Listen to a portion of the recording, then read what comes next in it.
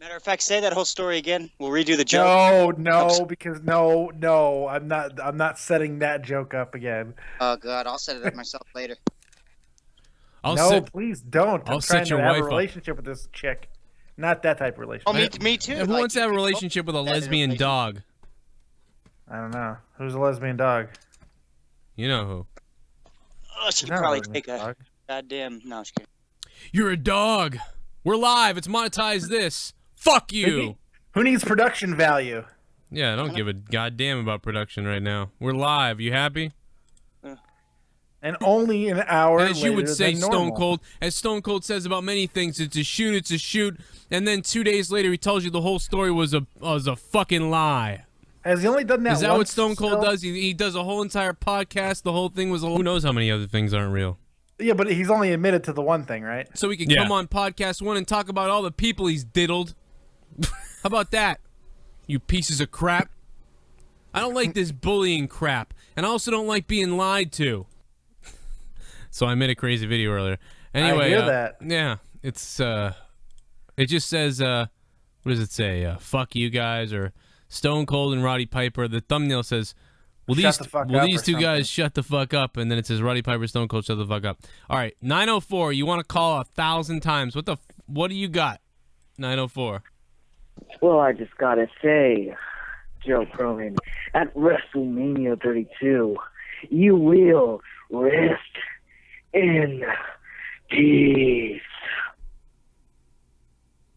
You know, what the fuck is wrong with some people? Yeah, we don't even get the show going yet. That guy has been calling for the last half hour, maybe hour, to do that. You fucking retarded? For an hour. The show's not even on. It is now. Yeah, but it wasn't for the last hour. Yeah, but he'd been calling for the last hour. He wanted to get on for that. Joe Cronin, I'm gonna take my shake weight to WrestleMania, and I'm gonna shove it up your ass. Yeah, Undertaker's making all kinds of news right now, man. Looks like we might be seeing him as soon as tomorrow night, Sunday night. I don't get it, because he's lifting weights like they think he's he's confirmed for Monday Night Raw as well.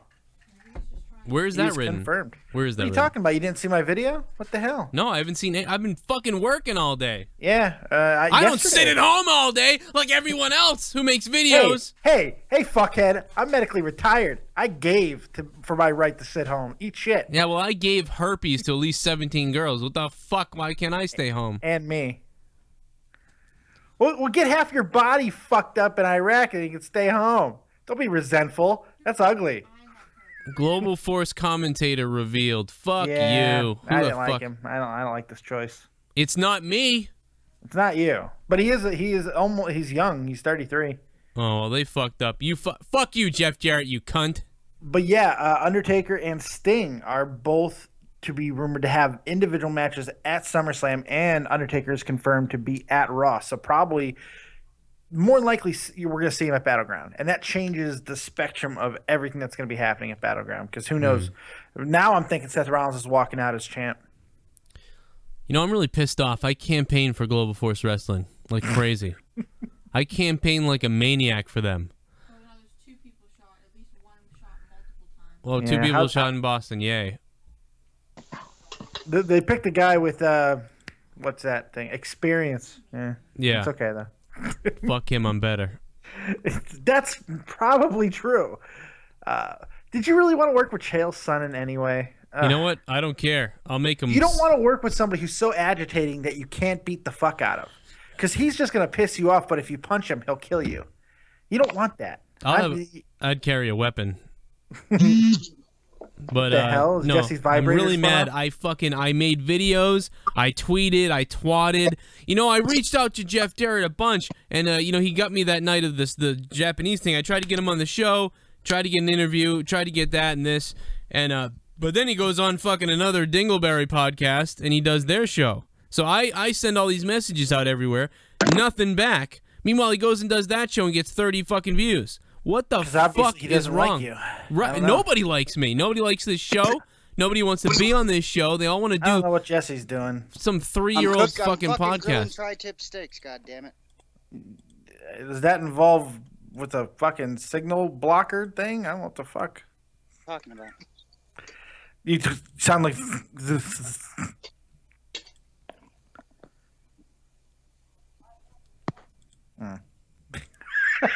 Oh no! I pissed him off and he hung up. Well, Don't make fun of Jesse's signal.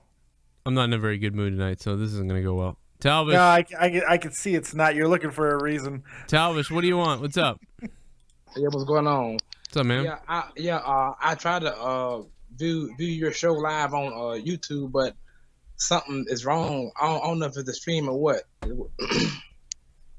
What do you mean? I see it on there right now. Okay, it's probably my computer. Well, good. Well, Because don't put your problems on us, Talvish. We don't need to hear about your computer problems, buddy. We have our own problems. it could be not just you. I mean, there's only 11 people in here, so Oh.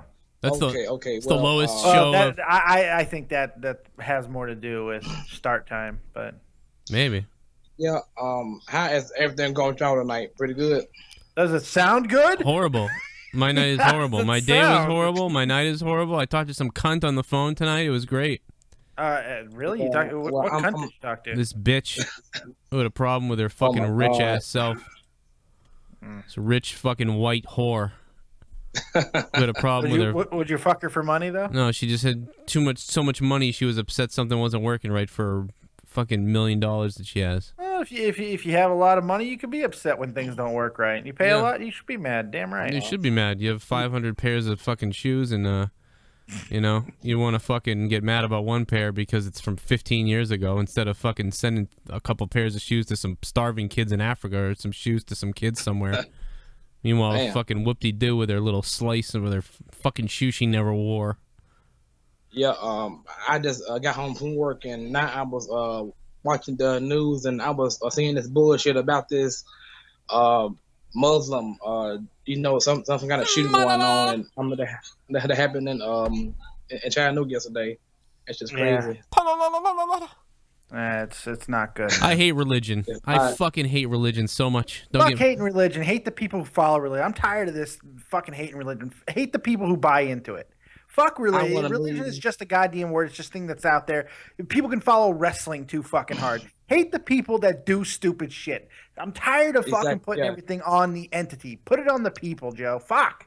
It's the people that are the problem, not religion. Religion's not a problem. I don't see too many. I don't see too many wrestling fans going around shooting people up because No, but fucking Hulk Hogan told them to. You do see people killing each other over fucking financial things, that believing in a financial indoctrination too fucking much. You see people going crazy in movie theaters over goddamn movies that are coming out. We've seen it over in the history of the guy in the world. You see protests getting out of hand for fucking certain things. I mean, it's crazy. You can go extreme over anything. It's true. No, that is true. It's just there just tends to be a much larger amount of it in religion. Yeah, but it's not. Yeah. I mean, okay. Flew planes into towers. Religion. I'm not blaming religion for that. It's still the people who are committing the act. Well, the book of the fucking Muslim book there fucking basically tells you to do it. I mean, I don't know. Well, you and I can read just as easy as those people. Why don't we believe it? Why don't we buy into it? It's the because I'm personal not choice. Well, I don't know. I'm not crazy, but because in a book that's like, say, Marilyn Manson writes a book about like lighting things on fire or something, you just be like, oh, this is entertainment. This is entertainment. But with religion, it's supposed to be like real. Like this is the real fucking shit, and you got to believe this. Only if you choose to believe it. You could. I grew up in a very religious family. I made the choice when I was 14 years old to say this is bullshit.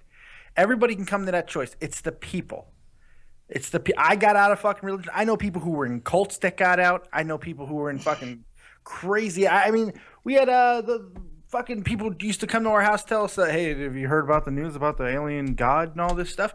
And then 2 weeks ago, he comes over and goes, I don't believe that shit anymore. You get out. It's individual choices. It's all on people. At the end of the day, it's I blame people are crazy. I mean, that's what it comes down to, is people are fucking crazy, and I think religion breeds craziness, and so does politics. Any groups, I mean, so does politics. I hate everything. So it's really, I can say I hate religion because I do hate everything. I'm not saying that you can't hate religion. That's not what I said at all. I hate everything. What I'm saying is, it's time to stop vilifying the individual entity and start putting the onus on the people. That's the problem. It's the people buying into it. That's the issue. Yeah, and then the people that buy into it, every person that buys into it comes on and defends it. So I mean, yeah, it's of course, just because if you have a belief structure, you're going to defend it. That's human nature. I'm gonna hate it because because it it's created chaos. Have a good night, guys. Y'all take care. All right, man. Have a good night. Talvish gives no fucks about our argument. Yeah, I mean, it's just religious people hate fucking Marilyn Manson because he does weird shit. I don't know. Sorry, I don't like your religion because it killed more people than anything. I'm taking a more visceral stance on it, maybe a illogical stance, even because of everything I would argue about with, because an artist like Marilyn Manson or somebody says, oh, I'm gonna cut my wrist. He didn't say that in any of his songs, but even if he did, if some crazy gothic fucking crazy dude was like, I cut my wrist because I deserve it, and then some kid kills himself, it's not that guy's fault. The fucking kid's an idiot. It's the same thing as like, oh, the Bible, says this. The difference is, like with Marilyn Manson, is like this is art and entertainment, whereas the book, you're actually supposed to follow this book. Like, well, yeah, according to the religion that you are in, you don't have to be in that religion, though. You don't have to believe it. Just like Grand Theft Auto doesn't make anybody kill somebody, but if somebody kills somebody because of Grand Theft Auto, you didn't have to kill somebody. But the point of Grand Theft Auto isn't to get a bunch of kids to believe everything in the game and then go out and do it. The point of the book is it's control. It's depending on how you look at it. A story is still a story. Words in a book is still a word in a book. But the book was designed for a different reason. It wasn't designed to be a story. It was designed for control, is what it was designed for. Yeah, and it's just like in Catholics and religious people, it was designed to come on in here and give us your money so we can live free and maybe rape your kids and control you. That's the whole thing with religion, is control and rape, as far as I'm concerned. Murder. Regardless of the design of the book or the religion or whatever organization you want to talk about, you still have to make the choice to walk through the door. I could build a fucking door. I could build this gigantic room. Oh, yeah. That have spikes and fire on the inside. But the door looks really good. I make this really good looking door. At the end of the day, you still have to walk in that fucking door. Oh, yeah. You could see the spikes and fire. You can still have to walk in. I mean, you're making it sound like I only think that, oh, it's all religion's fault. No, I'm just taking the other side. That's all. Good. I'm glad you did, because it's more interesting. But I hate religion and I hate the people that follow it. So there you go. I can't stand religion either. I can't even stand the fucking old lady in Nevada who's like, "Ooh, you're fucking stupid. Get the fuck out of here. I don't need you." I like the idea of an organized belief structure that helps people deal with their everyday lives, if that's what we had. We don't have that, unfortunately. But I like the idea of that. I like the idea of a Bible that is a culmination of stories to help deal with the fucking rigors of life that we know is hard to deal with. We don't have that. That's not what the Bible is. Unfortunately, or at least that's not how people nothing will ever work, because everyone will take it too far.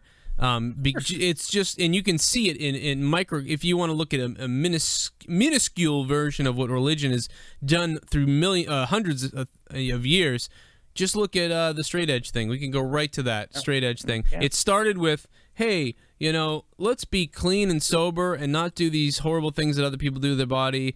And then it becomes, I'm gonna follow that too.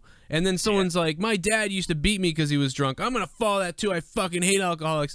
And then the next thing you know, it turns into, they're not as good as us. Let's kick the shit out of that guy. Yeah. Let's beat people up because they don't believe in what we believe in. So much stuff in this country and in this world is, you don't believe in what I believe in, fuck you. Yep. Because I'm afraid that if you don't believe what I believe, my dick will disappear. Well, see, that's what it is. It's always about fear of somebody, of taking away what you believe in. When you believe, it might be stupid to cite a movie, but Chris Rock said it best in fucking Dogma. It's hard to change a belief. People will die for a belief. They'll kill for a belief. Belief structures are difficult. Ideas are fine. They're easy to change. Beliefs are not. When you believe in it, the worst thing that you could think is somebody else's belief is going to affect your shit. That's where the fear comes from. Oh, yeah. It's irrational, it's crazy, but it's there all the time. It is bizarre. It's bizarre. Bizarre. By the way, if you want to donate live on the show, you can do it. It's in the description box, and boy, do I need money. And so doesn't my penis. No, just I need money. Yeah, Dave needs money too. So I like money. Make sure Money's you nice. go to GoFundMe. Well, actually, holy shit! I just realized your check hasn't come yet. Yeah. I hit the fucking send button to send it out to me, and it said it would be here in 7 business days. And I remember thinking if it wasn't here like last week, I was gonna be fucking bullshit. It still hasn't come. Atlantic City, Joe? No, I swear to God, I have not gotten it, and I'm like pissed off about it too. You can't. They don't use PayPal. I'll jest about it, but if there's one person I would trust 100%, it's you. I have no concerns. But if you go to Atlantic City with that, I'll kill you. I'm so mad. Like I'll cut your dick off. I swear to God. You can't deposit PayPal. You did deposit with some weird other thing. So I said, fuck it, send me the check. So that's so weird that fucking they don't use pay. Who doesn't use PayPal? What communist fucking entity are you using? I'm GoFundMe. I don't know. Oh God. So I'm gonna yeah, after this, I'm glad we brought this up because I'm going to look into this after when I'm done. And, of course, nothing can be done because it's the weekend. You're boned. Monday to Friday, I work all day long, so I can never do a fucking thing. I got the government fucking sending me, we'll withhold your fucking taxes. I mean, or your fucking refund next year because I didn't pay my business tax, but I only owe them like $10. Yeah. But they send you like a $600 bill to scare you. Yeah. That's what they do. They did this last time, and then I paid the $50, and then it went away. But now, and I also excise tax on my cars, and they're writing me about that. And just, you got to be careful with taxes. Capone went down for taxes, buddy. Your lily white ass will go down too. Yeah, they'll come get me. They'll come get you. Fuck you, Uncle Sam, and the dick. Come to Germany. Come live with me. It's good living here. I'll put you to work. Yeah, it's good living. Yeah, and unless you talk to Tommy C, who thinks it's fucking hell on earth, but. I'm telling you, Cronin, it's going to be like this in America. You wanted this to happen here? It's going to happen. Yeah. Conspiracy. Oh, boy. I hope he hears this. Yeah. I hope I didn't piss Jesse off by saying his connection sucked. It seems like I did. Probably. I'm sorry, Jesse. I love you. Who cares? Fuck tonight. Yeah. Fuck everything. Is this going to be a short show? It seems like it's going to be a short show. Why is Why More saying no more Wrestle Crate? Yeah, what the fuck? I just opened my Wrestle Crate last week, you fuck. Excess Ranters here. Fucking PS Carnivore. Yeah. Monday Night Jaw. Did you get a chance to see the new song by Real Talk, The Metaphor Messiah? I saw the video. Yeah. I mean, I saw the video was posted. I haven't heard it yet, though. The American Dream, the new American Dream. What a great idea! He should just do songs on every wrestler. Yeah, that's what I'm saying. The problem is he's fucking it up with the thumbnails. Is he? If anybody wants advice on how to make your YouTube channel blow up, please email me. I'm taking on consultants now. It's $100. Was it his thumbnail or was it on my channel? That my thumbnail? I don't remember, but it was him holding the United States belt again. Yeah, that was me. I did that. What was wrong with that? It was a picture of him. Is it a song? Well, it's an interview. He's there introducing the song. And he didn't have a picture of the song. I would have if it's about Dusty Rhodes, I would have Dusty Rhodes' like photo. Well, it is. It's inspired by Dusty Rhodes, but it's more than just about Dusty Rhodes. Well, I would put Dusty Rhodes in a huge photo and then put him in front of the photo, like with the belt, like that. Photoshop. That's misleading. And then, why is it? If it's not about Dusty, then yeah, it doesn't matter. No, it's like an interview with him too. Like he's introducing the song and stuff. But yeah, I see your point. I'll fade it into the background. I thought it was his music video, so if it's your video, it doesn't matter. If it was his music video that he put up, he should put Dusty Rhodes. Yeah, no, it's not. It's not his music video. He didn't make a music video to it yet. But it's a good song, though. Or even if it was just the song, But he has to have Dusty in the background, and then him with the belt, holding the belt and looking at the thing with the microphone like he's rapping, and then people be like, "What the fuck is this? That's crazy." And then he could do that with every wrestler. He could do a Stone Cold rap, and then eventually he would get known as this guy who makes rap songs about wrestlers, and he would get popular. Like, even more with wrestling and the raps, and it would go crazy. And before you know it, he'd have a fucking wrestler on his fucking YouTube. And I'm not joking. He doesn't do interviews, though.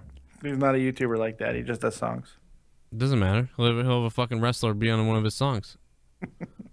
That'd be cool. We'll shoot a video with him and Kofi Kingston smoking a fucking fat one. That'd be funny. Cock or blunt? Mm. I'm just wondering. I don't know what type of conversation we're having. I don't know what's going on tonight. I don't give a fuck about anything. I know. I'm trying to fucking go to topics. It's not working. See Swerved? Yeah, I did see it. It wasn't the best one. Oh, I thought it was the best episode yet, actually. What? Yeah. That whole Kofi Kingston, Xavier Woods thing was hilarious. That was funny, yeah. I thought the train whistle thing was funny. First time seeing Dean Ambrose and Renee Young interact, I thought that was interesting. We never see those two interact like that. That was interesting. The R-Truth stuff and I'm not a homo. The elephant costume was funny. Yeah, it was funny. I mean, I I don't liked know. the episode. I thought it was good. I thought it was good, but it just, yeah, I thought it was good. I think the best thing the thing I like the most isn't even one of the funny things. I thought the funniest thing was how Seth Rollins is like a dickhead. You like dickheads. Uh. Like to make fun of dickheads. This Undertaker story is consuming my soul because it changes things. Him and Sting. Sting coming back is he's apparently his involvement in SummerSlam is not going to be like a surprise appearance. There's going to be a build up to it, so he'll be on TV really soon as well. That's weird. Crazy. Battleground might be fucking insane. It might be absolute insanity. Maybe I mean what we wanted was Undertaker to Well, that's interfere not with happening. No, not Undertaker to interfere with Lesnar's match. Yeah. But why would he do think that this if he is gets WWE's Sting? Response. I think this is their response to the fact that we're not getting Stone Cold Brock. So now they need to go to the next biggest money match, which is obviously Undertaker Lesnar too, which I don't know if needs to happen at WrestleMania. I mean, the streak's over; it's not coming back. So him getting vindication doesn't necessarily have to happen at WrestleMania, but at the same time, it's probably the biggest draw for WrestleMania if we're not going to get Austin Lesnar. Yeah, we should just do fucking State of the WWE at this point. We can talk about other stuff. I'm versatile. Oh yeah. Hey, Sure. Pittsburgh. What's up? Crosby's fucking a girl. I'm sure he is. Crosby's a chick. He's doing Mario Lemieux. All right. What's up, Pittsburgh? Now that you've been completely alienated, how are you? All right, you guys. How does it sound? I like how Stone Cold lied about not coming on my show. He lied again? Well, it's fucking people. I don't blame him for his speech. You probably never even heard of it. You probably never even heard about I was supposed to come where? Hey, Tyson What? Kidd, I hope you're resting well on that bed, you fucking thief. Why don't you sit back for the next 7 months, Tyson? Enjoy. Get a sponge and soak up everything I'm doing here, so when you get back on WWE, you can remember everything I did, try to do it better, and then you'll turn into Mr. Glass and be gone anyway. You pussy. hit my You microphone. fucking pussy. Tyson pussy. How about that, Tyson Kidd? raged. You little fucking. Why don't you grow your little hair devil stems back and look like a dyke face again? Put my fucking hand up your ass like the puppet you are, you fuck. But Natalia's already up there. What's up, Pittsburgh, man? What do you got? Oh, I want to start by saying, did I hear you correctly earlier say that you don't care too much for religious people? Oh, Christ. Here we go. No, I I'm don't. just curious. I don't care too much for them. And here's where he says. Here's where he says, I'm stating Catholic. I'm Catholic. I'm just stating I'm Catholic. Yeah, I was born Yeah, Catholic too, and then I Yeah, figured so out. was I. I was born Catholic too, and then I was like, "This is retarded," and I left. It has nothing to do with you. Don't take it personally. You're Yeah, kind of don't- proving his point if you do. Yeah, no. Oh no. I was just making sure that how should I say this? I'll baptize you. No, just say what you got to say. What are you trying to say? This is interesting. I mean, you know how you hear though about these people that they don't like same-sex marriage. I don't because hate of you. Religion and that. I don't hate you. I just don't like religion. yeah. See, it's different. You could say I don't like people. I don't like the idea of gay. I don't like gay. I don't like gay stuff. He doesn't want a dick in his ass. You could say, I'm not saying that. You could say, I don't like gay stuff. I don't want a guy touching me. I don't want to see gay stuff. You could say that, and that's fine. If you said you don't think they shouldn't be allowed to do it, that's a different thing. I'm not saying religion shouldn't be allowed. I'm saying I don't care for it. Because to me, it blocks your mind from other things sometimes, and that's not really true, because there's a lot of scientists who are also religious, and they battle with their faith throughout these things. What we're really talking about here is people who do extreme things in the name of religion. That's more the argument that I'm trying to make. Religion doesn't make you a bad person. Okay, you have to be Here's the thing. susceptible to crazy things. People are horrible, and it doesn't matter. That's why religion just doesn't matter. People are horrible. It doesn't matter. People are going to do what they're going to do. Priests are going to touch kids. Mothers are going to say this and that, and then they're going to hate gay people, and they're going to hate But the thing is, that priest was going to touch that kid whether he was a priest or not. Yeah, he would have been a priest. It has nothing to do with him touching that kid. He would have been He would have been a camp counselor, if not, or a Boy Scout. Yeah, I hate the Boy Scouts. What the fuck he was? He was touching that kid regardless. Right. Doesn't matter. But the point of my thing is, it's a waste of time. Even Boy Scouts isn't a waste of time to me. Well, it's a waste of time for you. But there are a lot of people out there who take religion. And Pittsburgh, I think this is kind of his point of why he even called in, because he was like, what? Because he's probably one of these people who take religion with the grain of salt that it's intended to be, and lives his life by a code of rules and doesn't fuck with anybody because of it. That's completely acceptable. No, there's a lot of nice people who are in religion and religious people and do things with their churches and stuff, and it helps them, and it's a community, and it's a positive thing. Sure. And so I could see someone hearing me say that and be kind of like, whoa, wait a minute, that's not what my experience with religion has been. Exactly. So I'm Catholic, but I don't go to church every week. You're going to hell. I go to church maybe like once every couple months. You're going to hell. I'm not really that big. How many of the commandments have you broken? Shit. Be honest. Lying's bad. Well, I don't lie, so I'm good there. Everybody lies, by the way. Everybody by the way, lies. I'm not a good person. Just so you know. I am not a good. I mean, I kind of am, but I'm not. I try to be. I am not much of a good person, and I'll just tell you. And so I'll come out and say some crazy shit, and that's why I'm not in religion, because I couldn't. I'm not doing that. Can you imagine if we did go to heaven or somewhere after we died? Wouldn't you just think about when you're like 80 and then you died? Wouldn't you be like, I'm just done with this? Like, what are you gonna do up in heaven? Like play tennis, anything? You'd be like, I'm sick of this. Every day in heaven you wake up and it just continues. Get me the fuck out of here. No, if it was I could do whatever I want with no pain, no nothing, yeah, that'd be kind of sweet. I just eat ice cream. You'd be like Wolverine and X-Men though. Eventually, like you'd be like, just kill me, you know? Yeah, I don't know. You're already dead. But you're still there. See, yeah, but here's the thing. Wanting to die and worries and depression, those are things of the mortal condition. We have no idea what the immortal condition or the non-corporeal condition is, because we haven't been there. We don't know what spirits think. It could be completely different. If you're not worrying about the death, do you even get bored? Time doesn't matter. So does boredom matter? Well, it's not real anyway. You're going in the dirt. It'd be pretty sweet if it was. I'll tell you what, it is really scary to not.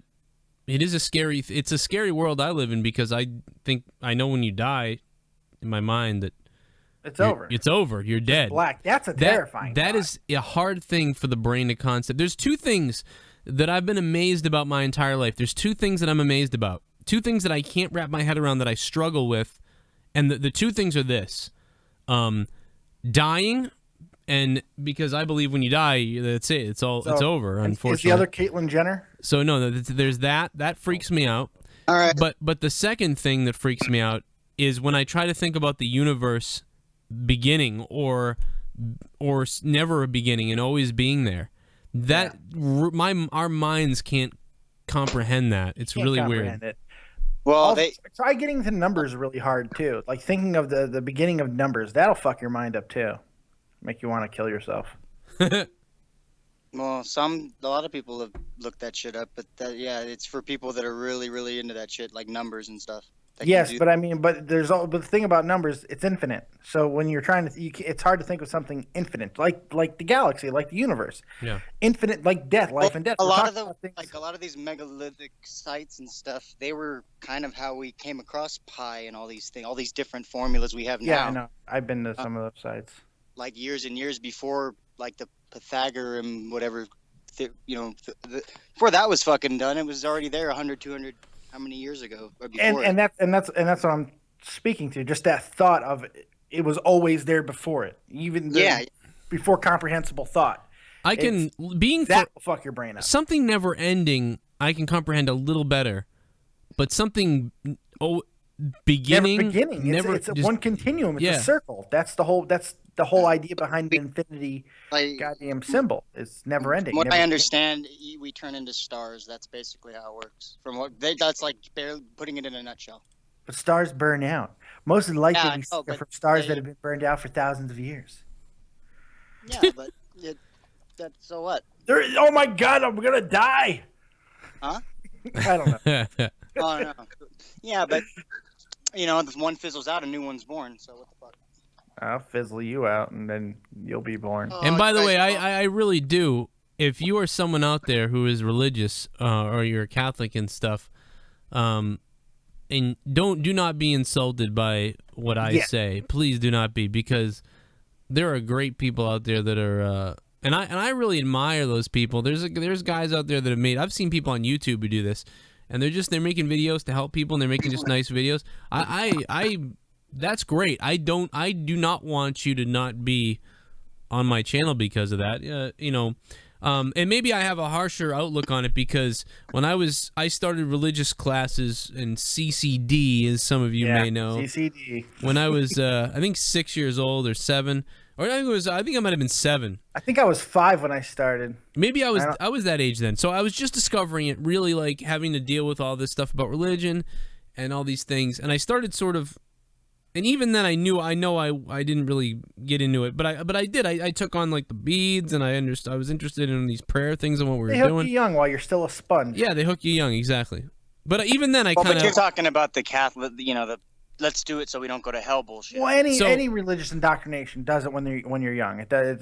We just I know, but I mean, did you not see that video of a kid beheading somebody? Did you not see that video that just got released of a fucking 10-year-old goddamn ISIS kid beheading somebody? I mean, they hook you when you're young in any religious indoctrination. It doesn't matter what it is. No, I'm just saying that. That they come to Tennessee and murder 4 Marines. You were just in the regular run-of-the-mill Catholic shit, right? Yeah, that's what Joe was in. Yeah. Well, so they got me. And I'm starting to think about it, and I'm thinking, I don't know if I really believe what's going on here. I don't really take it really seriously. And then, more and more, for another year. And when I was 8 years old, they told you about praying and saying all these things. And when I was 8 years old, I woke up. I woke up to my mother screaming at my father to wake up. And there's something wrong. And I'm freaking out, like, what's happening? I'm 8 years old. And she's not breathing. She's like, go call the. I was like, do I need to call an ambulance? Like, I couldn't believe. I was thinking I have to use 911. I was just been taught about that for years too. And then I had to go stay at my neighbor's house while she took an ambulance ride with him as he died in the hospital. But I sat there on my couch and I remembered all the prayer things and asked Jesus for this and asked God for that. So just out of nowhere, like for some reason, I started like trying to pray and do all these things. And then she came home later on, in the morning, I don't know, 6 in the morning or something, and I came over the house, and she said, "Oh, your dad's dead." And it's like, okay. I did all this praying and stuff that they kept telling me about at this fucking place, and that's when I realized it was all a bunch of imaginary bullshit. Well, it's interesting that's the moment for you. I mean, some people... it's like the year you don't get something from Santa and you say "fuck Santa." It is in a lot of ways. Fuck because Santa. You're doing all this. You're doing all this praying and you didn't get what you prayed for. Yeah. You wrote all those letters to Santa. You didn't get what you asked for. So some people will use that as like, well, this is my proof. It's bullshit. However, Dave, other people find strength in that. Like it's God's will, and that's how they continue to go on. That's why religion's so powerful. That's why I hate when baseball players are like, "Oh God, well, why didn't you mention God when you fucking struck out all those times?" And that's the thing. I'm like, yeah, never mind. I can't even go into this shit because it's just infuriating. But to your original point there, Joe, to anybody who's starting to get offended or possibly angry at anything that we say on the show about religion, there's a little checklist that you can easily use for yourself to determine if we're talking about you. One, have you ever knocked on your neighbor's door and said, "Hey, I need to tell you about church. You need to come with me or going to hell"? If you did that, we don't like you. If you ever beaten the fuck out of somebody for being gay, different, of any type of kind because your religion told you to do it, we don't like you. There's a checklist. That's who we're talking about. We're talking about extremist people who are assholes who do things in the name of religion. Yeah, and that's about it. And you know, years later, you can say, here's something else I could say in defense of religion, and it was I think it might have been Bruce Almighty that I saw it, and I said, damn, that's good, because I agree with it. You know, God if there was a God, which I don't think there is, I think there could be aliens, but if there was a God, you know, he wouldn't be able to specialty cater and miracle everyone, because that'd be bullshit. You know, he's just there to see how you deal with life, and then based on how you're able to deal with your life as a human being, he can make a judgment on you at the end. And that's how it is. He can't fucking interfere with shit. And so it's not God's fault because my dad died. It's life, and can I be a good person? It's chaos. Yeah, life is chaos. Life, things happen. I like Dogma. I like the end of Dogma where she asks Alanis Morissette, who I think is a fantastic god, by the way. If there's going to be a god, why not Alanis Morissette? Yes. Well, I did always want to rape God. Holy shit. Exactly. Why are we all here? And she just goes meh, and pokes her nose. We're toys. We're playthings. We're here. Some people can look at it this way. Our entire existence is because a deity was bored. Just fucking bored. Like, here, let me fart out a universe. Look at these little motherfuckers. I got best TV ever. We're the first reality television. We are the Kardashians. That's how I used to think about it a long time ago when I still believed in the whole God thing, but there's no God. We're no different than plants, dirt, molecules. The universe exploded. We were created out of fucking dust. And we'll continue to go back and around in a circle. It's just dust, stars, and all that shit. And that's great. And that's great to believe that. But the question is always going to be there: who created the dust? You know, it's like the Big fucking bang. I don't know. But see, that's the thing. It's an unanswerable question. To know that. It's an unanswerable. Yeah, but that's the point of religion, to give those answers to people that don't have those answers. That's how they live their lives. That's why I don't really judge those people. But the reason like Joe's so upset with it is because it's turned into a big power play and shit. It's not pure. It hasn't been pure in a long, long time. What the fuck is pure? Nothing's pure. No, the Catholic and fucking exactly. Nothing is without power. Politics, politics cause just as much destruction and chaos as religion, if not fucking. It is politics. It's religion. It's religious politics. I'm talking about. They're both the same now. Worrying about my God's bigger than your God's dick. That kind of shit. That shit is only in like Catholic fucking Christian. Born again Christian religions, and it's only, you know what I mean, before that shit ever happened, it wasn't like that. It wasn't a power play. Everybody's individual. Here's the thing, you don't know that. We don't know how Norse God actually, we do. We see writings of in ancient stories of people killing each other over because their God told them to. I mean, it's always been like this, Jesse. I mean, the Egyptians are who I like to liken it to the most. They understood that it's a mother and a father. They understood it's a left and a right. They understood that it's a feminine and a masculine. That's God, balancing both. They still carried things out in the name of their individual gods. The Egyptians also had gods for different things. There was gods of death, gods of life. Well, then that goes back to your point that it's always there, like the politics. It's always been there.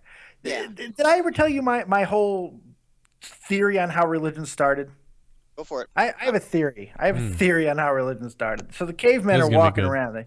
They come out of their goddamn cave, right? And I like this already. And one fucking caveman sees another caveman with a better cave. So he picks up a goddamn stick and he stabs it in the guy's fucking eye. And he takes his cave, he takes his woman, and everything's great. So he expands. He gets more women, more cave, and everything, right?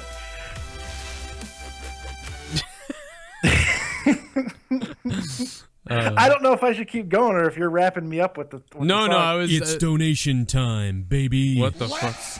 Do this.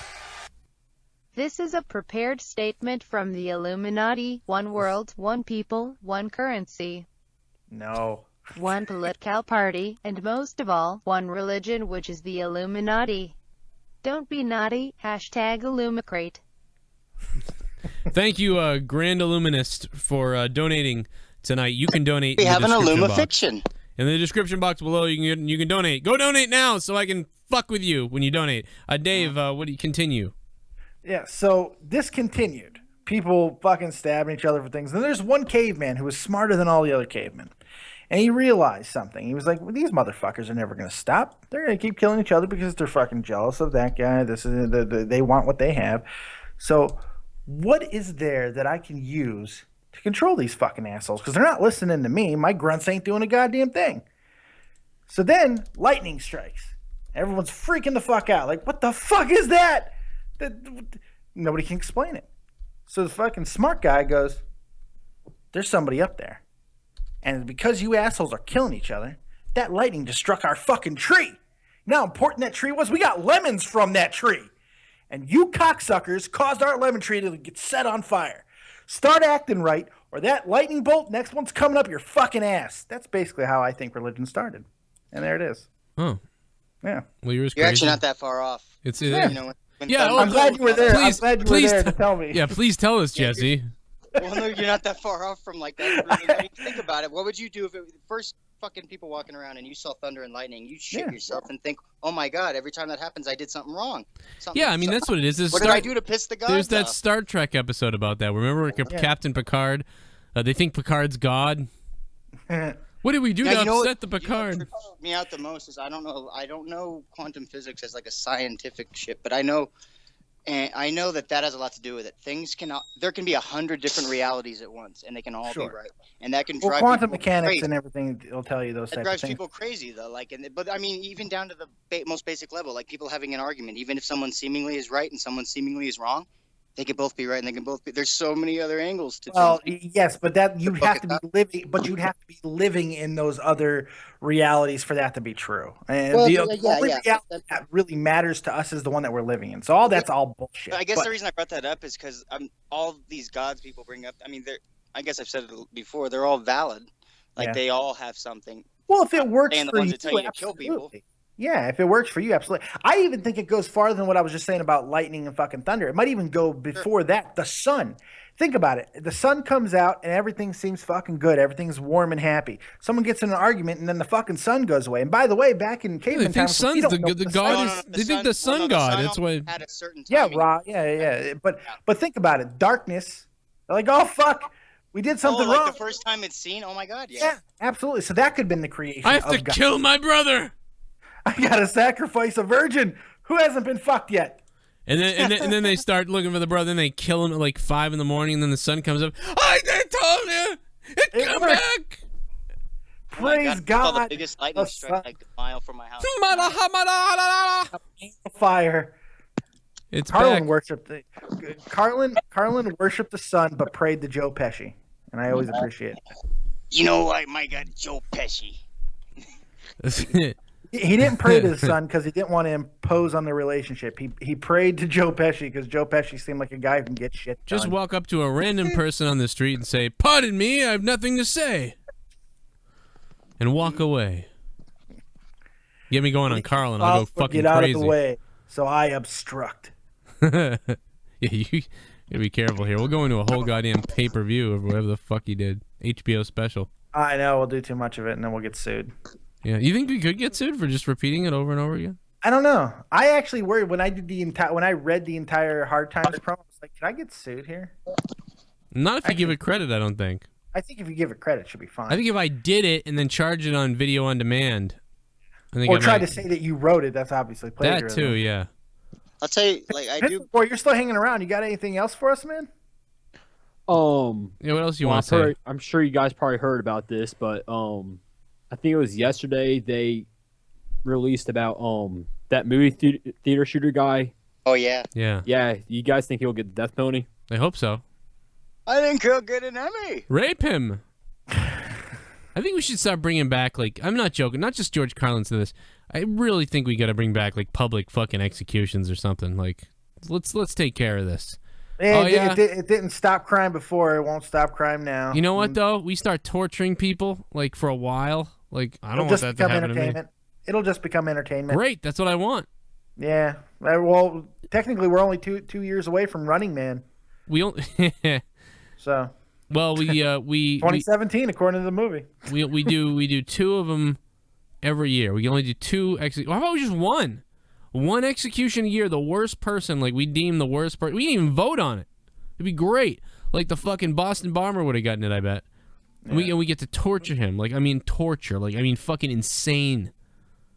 So basically, you're kind of going with the Purge, but on a less fucking extreme. Yeah, like we like slice a finger off. Because where's it gonna see? That is the ultimate slippery slope. Because if we torture and kill one person, then it's gonna be like, well, what if we just had one day where all criminals could be killed? No, because I don't want to go there. It'll happen, but there'll be people advocating. Yeah, no, I know that. I wouldn't be surprised that ever happened. I would not be surprised one single bit. I just want one person, like one guy, one person that we know did something. We absolutely, without a doubt, absolutely know did it, and he did something terrible. Like, let's make a display. Like, I don't want to be that guy. I'd rather just get shot in a back room, to be completely honest. I don't want to see that. I do want to see that.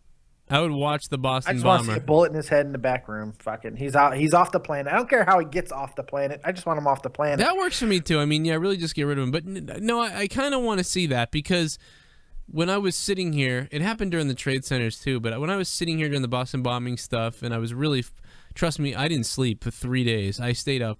This did not stop. I saw that kid's picture, and these fucking guys were like, let's put these down right here, and just all that stuff. I was like, you know something? Let's torture these people. Like, that's it. Like, I've had enough of this. Let's torture these fucking people. And people will be like, I don't want to do that. You know, I don't want to fucking do that. Look at this kid.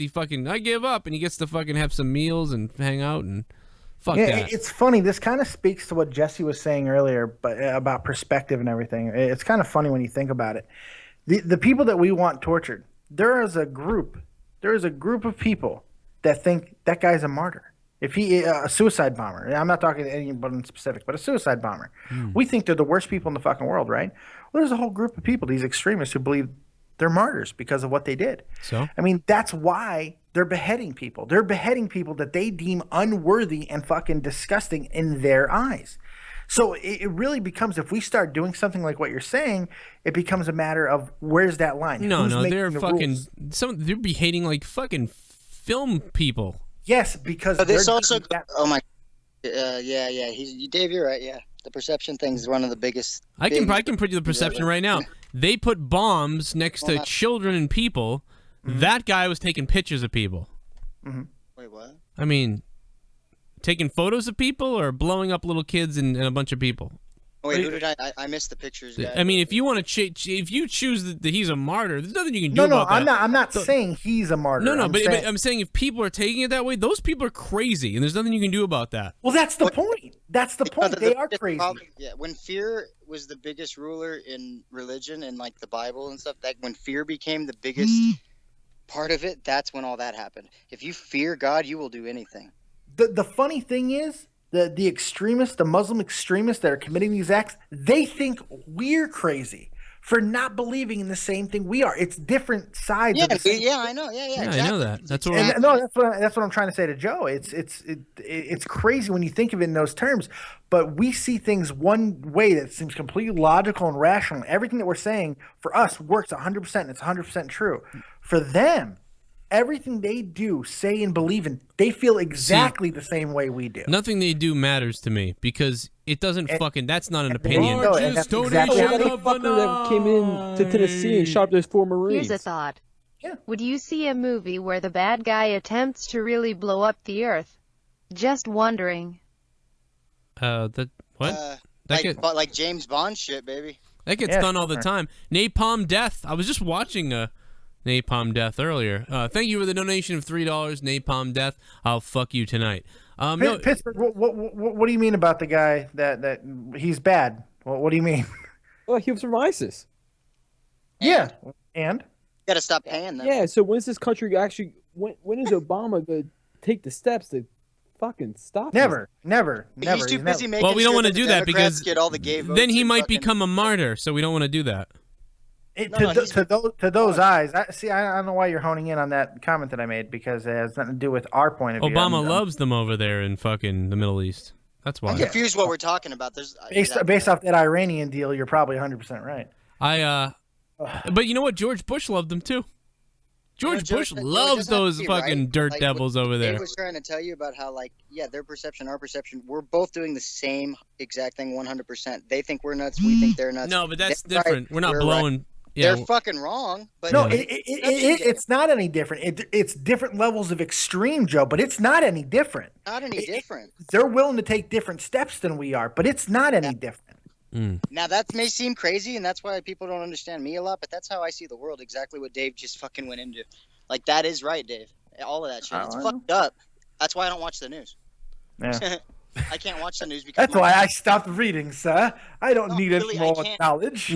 I just don't understand how we're like we don't just. I mean, are you saying because we blow up country, we blow up things in their country? Possibly? No, it has nothing to do. It means that they believe as much as we believe, and we're gonna stand firm on it. I understand that. That's not standing firm though. That's being like, I'm gonna go blow you up. No, it's because standing of it. on their beliefs. No, it's the exact same thing. They're just willing to take further steps than we are. They're willing to do more atrocities. We want to yell and scream at them and tell them that they're stupid. They want to chop our fucking heads off. Now, granted, it's a more extreme fucking version. It's a more extreme reaction to their beliefs. But their belief structure is no different than ours as far as what they're going to believe in. They feel the exact same way about what's right and wrong according to their principles as we do ours. No, but that doesn't make sense. But here's why that makes no sense, because tons of them come on TV and say that that's not true, that that's not what the Bible, what their Bible teaches. No. You're getting lost in the words. I'm not saying that. I'm not saying like principles like the Ten Commandments. I'm not saying that. I'm saying the way they feel about them. Like we're saying right now, what they're doing is wrong. No, I understand. They believe what they're doing. I get what you're saying there. That's all I'm saying. And a crazy person who blows up a movie theater believes what they're doing too. It's the same thing. Yeah, but there's not a million people. There's not a bunch of people. Yeah. So none of that matters to me. That's because I don't care if a guy blows up a theater because he believes it more extreme than I am. Well, good. I mean, that's different. You're crazy. It is not believing it. That's crazy. No. See, that's the thing. You're mistaking the two things for the same thing. But the level of believing can be the exact same. It's the level of which you're willing to react to it. The extreme steps in which you're willing to react to it. That's the difference. You can believe the difference between crazy. Wait, hold on. You and I can have the exact same belief in Halo. Let's say we love Halo. I love Halo. You love Halo. We all love Halo, right? What makes me crazy and you not crazy is I might kill you if you say something bad about Halo. That's what makes somebody crazy, not the belief itself. It's the act in which you're willing to impart on somebody else because of your belief. Like Dave said earlier. I'm talking about the act, so that's what I'm saying. Well, yeah, we're not disagreeing. So what I don't understand. Like I understand that it's a bad thing. I understand that the people that don't murder people over there believe what they believe as hard as I believe it. And I understand the people who, and here's the thing though, a lot of the people who don't murder people over there, they will also, and Tommy always makes this point, and he's 100% right about it too, is they may not be willing to kill for the same beliefs that they do, but they will be willing to turn their eye away from it. And in some ways, that's just as bad. So, that's why, and now you're getting at why I hate that religion more than anything else. Different levels, but once again, it's the religion is just there. They're just words. It's the people that have to buy into it that make it fucking viral. We're all just trying to make sense of our lives. That's really all. Even those assholes, that's all they're trying to do. They're putting a shit fucking country with shit, and all they know is hate, and they're not going to try. Well, but that's not hate. It's their belief. Well, yeah, but but hate is their belief. They're willing to believe that because they're trying to make sense of their existence. Yeah, we're all just trying to make sense of the fucking world. Shithole. Well, maybe this guy's got the fucking answers. I'm going to believe that. Well, he says I have to kill somebody if I want this later on. Well, fuck, that sounds reasonable to me. My life sucks better anyway. than what I had anyway. It doesn't mean exactly. George Bush loved those fucking Iranian fucks and their oil and all that shit, and they fucking flew them out of here when Obama did. And you know what? And President Obama loves them too. It's like we can't get a president that will stay out of the Middle East. We need Reagan. Please don't get me started on him. We need a president like Truman again. I think we gave the country enough away. We don't need another Reagan. Oh God! Don't get me started with him in the fucking banks. Let's get a Clinton in there. That'll work. Yeah, it worked a little bit let's better. If Hillary close Clinton six- gets elected as president, Let's I'm out of close this 60% fucking country. of fucking military bases and set up the next atrocity. That'll work. Well, it's better than giving the money back to the banks.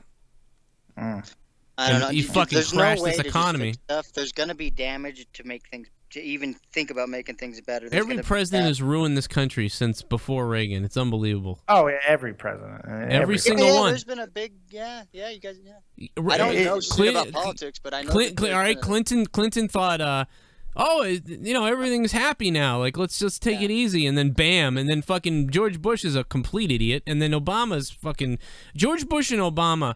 I mean, listen, I think Reagan gave the country away when he was like, "Hey, we'll cut the fucking taxes for the rich people, and it'll all trickle down because the rich people won't just take all the money." And oh, they did. But then Clinton said, But "Oh, he gets set up by the presidents before him. You get the gas shortages in the 70s, all the fucking financial strife that was leading into the way a 80s. long time. yeah. I mean, he did something desperate, but I think it was the banks who wanted the money, and they got it. And Money's always a thing. oh yeah, Wait. Banks want money? Yeah. No, Parrish. They're a bank. They're a bank. Of course they want money. yes. And those exactly, of course they do, and that's It's a why they bank. took. And they my took it. little piggy, my piggy on the shelf behind me. Guess what he is? He's a bank, and guess what his favorite food is? Coins. He wants more of it. Yeah, until that's his little piggy body explodes. That's what a bank does. They want money. Yeah, you don't give it to them. You don't give it to them. You Put just it in walk your up to the stripper and break that bitch. It's Put it in amazing. your mattress. But so Reagan raped the country, and then Clinton said we're safe, and and Bush wanted us to go kill fucking yellow people, and Clinton was like, no war, everything is okay, and then we got caught with our pants down, and then we got caught with our pants down with fucking Dingleberry McGee in office, who fucking held up the country's scientific fucking all kinds of science, and fucked us over, and sucked ass and lied and went to Iraq like an idiot, and was retarded. And then we got so basically Bush and Obama are like what's it called, something that you've never seen before, like a fucking anomalies. Like Bush and Obama are anomalies compared to the other presidents before. Oh no, we've had presidents as bad or worse than these two. I think these two are the worst. I mean, that I've seen. I think the Indians. Oh yeah, the Indians will disagree with you because Jackson's probably the worst they ever saw, considering he killed all of them.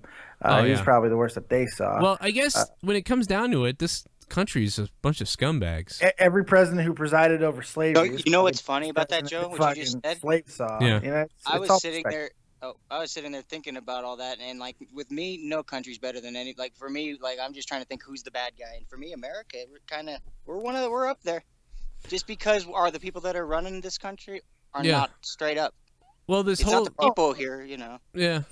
The whole idea behind we are up politics. there though, as far as what's going to bring this world down, not just this country. I this don't know world. about that. I'm not sure about that. That's my belief. I could be. I mean, that's everyone has. No, I mean that's fine, but I mean I think there's a lot of other issues in the world that could easily Oh yeah, you're bring that about. You know, Goddamn, where is it? Is it Hong Kong? I don't want to get this wrong.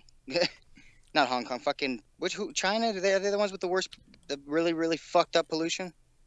Oh yeah, China's got terrible pollution. Yeah, like places, you know, there's other, but we are, as far, I guess I'm not in that aspect, yeah, but as far as corruption and people letting, like, say money is one of the, you know, they say money's the root of all evil. Absolutely. Like, as far as money and greed, I think we're pretty high on that list. Well, because our country, they say, what they did with America is they say capitalism and free, and then you're free to do whatever you want, but what that's allowed is the rich to run away with it. Because it's become a runaway train. The poor's running that way, doing less, demanding more, getting less, but needing more help. And the rich are running the other way with it, just getting richer. And the middle class is just dead, and it's all dead.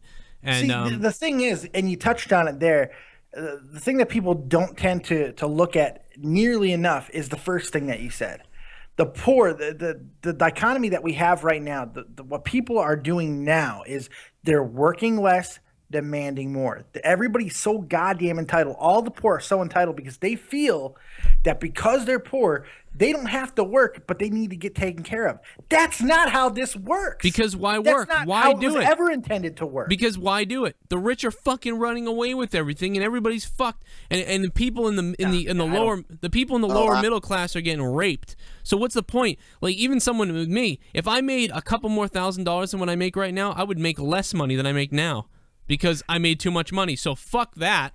And the world is designed to reward work in a lot of senses. Not here. Not anymore.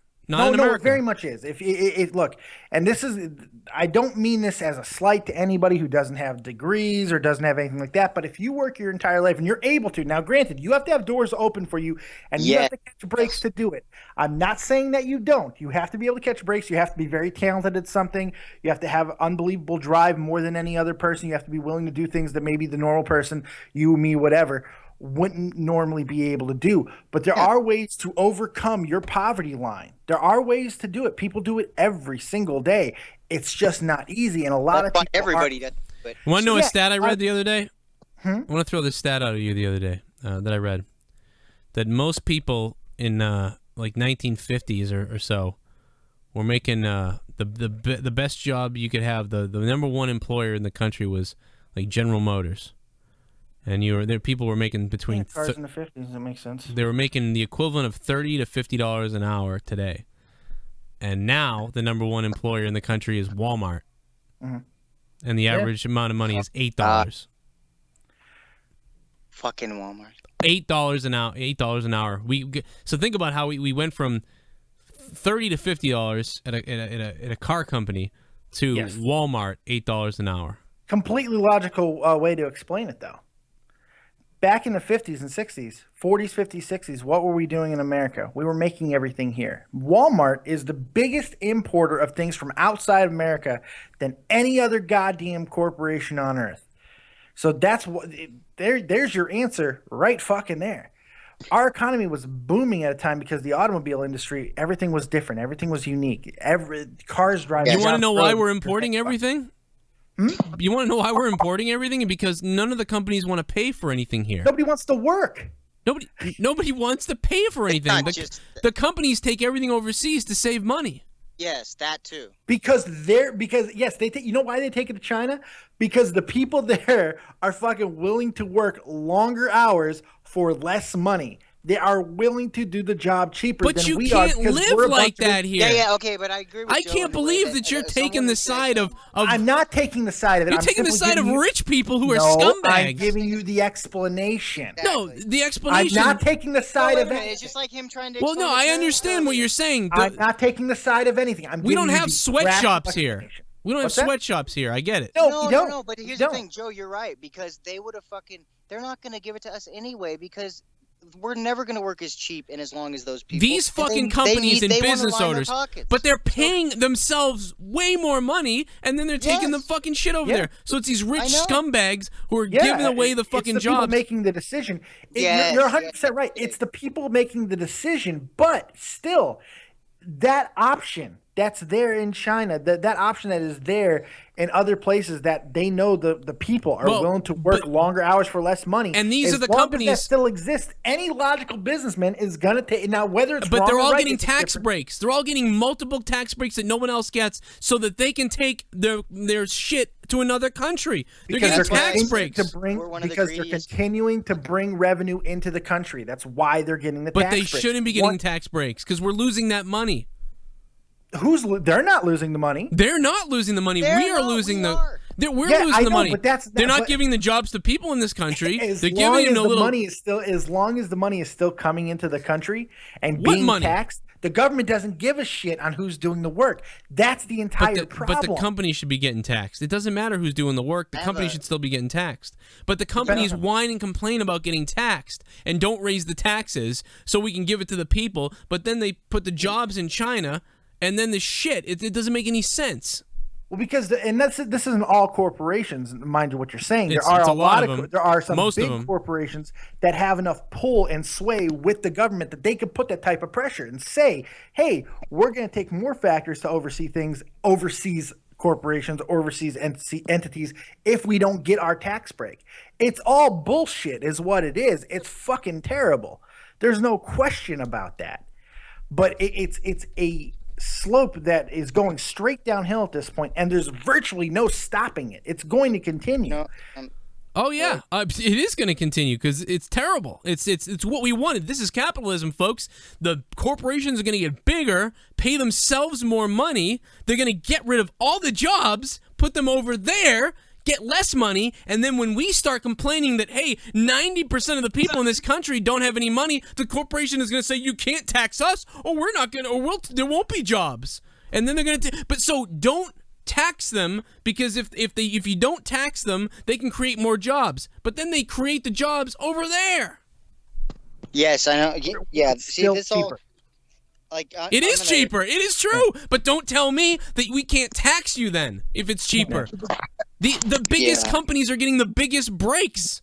Well, here's Just like religion, the fucking churches all over the place not being taxed. And a lot of the corporations that are getting bigger tax breaks, one of their main rationales for not getting tax heavy is because a lot of their work is taking place outside of the United States. So it works dual fold for them. Taking their work outside the United States to cheaper places works on two fronts. Not only are they getting cheaper things, but because the work isn't taking place in the United States, they can use that as an excuse. That's why people don't understand. What America has become is the top 1% becoming rich as fuck and then doing whatever they can to make the most money possible. And guess what? That doesn't involve the 90% of you. It doesn't involve you. It's between them, their pockets, Wall Street, the politicians, and China. That's who it's between. I think there is also a little bit of misconception here. No. To where there are a lot of fucking people that can live. Look, a vast majority of the people living in the world that we're talking to right now are never going to live extraordinary, crazy, high-profile, high-style lives. You're not going to feed a tiger. A lot of them don't care. Bars. However, yeah, I'm living pretty. Now I make my money off the United States and Germany because I get paid by the government because I got hurt and everything in Iraq and stuff. So I'm medically retired from the army. My wife works as a chef. Combined, we don't make as much as somebody living in Boston right now. I'm talking you specifically, Cronin. You make more by yourself than we two do together. Now, we still live pretty goddamn well. There are ways to live within means that anybody can achieve. Now, the problem is nobody wants to live within those means anymore. Nobody wants to be a minimalist. Nobody wants to because we live in this society. It's the same reason they give out credit cards like candy. Absolutely, because it's all about more. Not anymore. More because it continues to throw. No, Joe, no, that's not true. They do. They will, and they always will. It's all about throwing more can't- money into the machine. I couldn't get a house because, but That's 10 not what years I mean. ago, I would have had a The more house. debt you have, though, Joe, the more they'll put you on a card for another $10,000, so you can bring up They another won't, $10,000. they won't do that to me now. Where? I don't know where Bullshit, that is. Dude, they'll do it. They'll maybe like. No, I'm asking for specifics because nowadays, not anymore. I If could your not credit get rating that. is too low, you're not getting another credit card. I couldn't even get a They house might with be a one of the shit ones, but I mean, I'm getting pre-fucking thing. I will say they just lowered the Shit. FHA loans last year. I could have gotten a house because I had a I had a 660 credit score. I was looking to get a house and it was impossible. And then it dropped down to a 630 and they said sorry, now we can't do it. And now 630. You're not getting a house with a 630. but now mine is now my score is a 600. But FHA has dropped it to a 580. Has dropped the minimum to a 580. Okay. Oh. So now I could get a house again. But here's the thing. Everybody who, every time I found a house in my range, which was almost poverty, like $180,000 for a house in Massachusetts is non-existent. Like when you find the house, there's something wrong with it. $180,000, there's going to be something wrong with it. You're going to be putting a lot of money into it. Yeah, it's like a $80,000 house somewhere poor or whatever. But so I've found a couple $180,000-$90,000 houses. Guess what? Within a week, I said, hey, how about that house? Oh, it's been bought. Rich people who flip houses, just take them, and you can't compete against it because they go, here's the cash, and I'm done. You know, I have a thing to I have something. So there's They have nothing the money to do it. I can't. I'm not.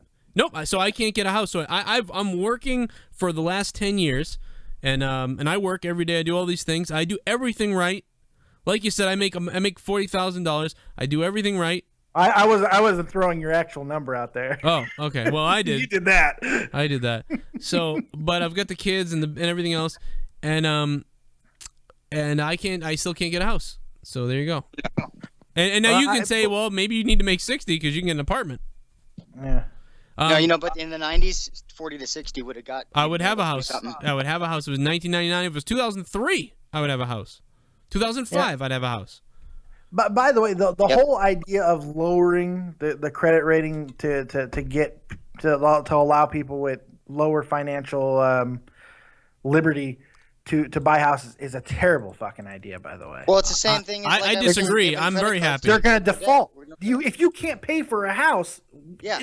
that makes no sense. I'm happy they're lowering it because that's not about what you. I could make $60,000 if my credit score was still at a 590 or whatever. I wouldn't be able to buy a house. I still don't understand that because we had a little discussion about that, about like revolving debt, what you have. And according to what you said, I don't understand how you have a 590. I don't get that. I don't either. Doesn't There's make a bunch sense. of bullshit you need on to it. go. You need to look into that. There's a bunch of bullshit on it, is what it is. And I had credit cards. I don't know. I don't know. But here's the deal: is it's not fair. Who I say I can fucking afford it. Look at my bills. I can afford a house. Barely. Yeah, but credit rating. See, that's the thing. That's the rub here. And I don't want to have an argument with you on what your past fucking bill management was like because I don't know. But here's what I do know about credit ratings: if you pay your bills on time and don't become late on things, you have a higher credit rating. It's that simple. For people who are not on time, they have a lower credit rating. But they should not be given. it's hard houses for that. It doesn't make any sense. Sometimes that's true, but sometimes it's hard to get that number to go up. You're right. It is. Believe me, I know. I had better credit when I paid just my minimum, at least, as long as it was on time. I stayed in the 700, 750, 780. I'll tell you what. If I didn't have kids, I'd be dead right now because I can't. I want to. I can't deal with not having a house. I'm 31. I think I worked.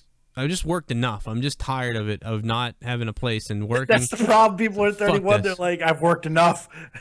Well, it's just I've worked. I need to get something now, and why can't I not have a house when all these other fuckheads bought houses years ago and they got them now? And I go to someone's house and I see they have a house. Oh, I bought it 5 years ago. It's like I never would have gotten it now because of the way things are. And it's like, oh, that's fucking great. I'm fucked. Have fucked. houses now too. You know, we've talked about your past where you had a time where you didn't give a shit and you went out and you fucked a lot and you drank. How much money did you spend during that time?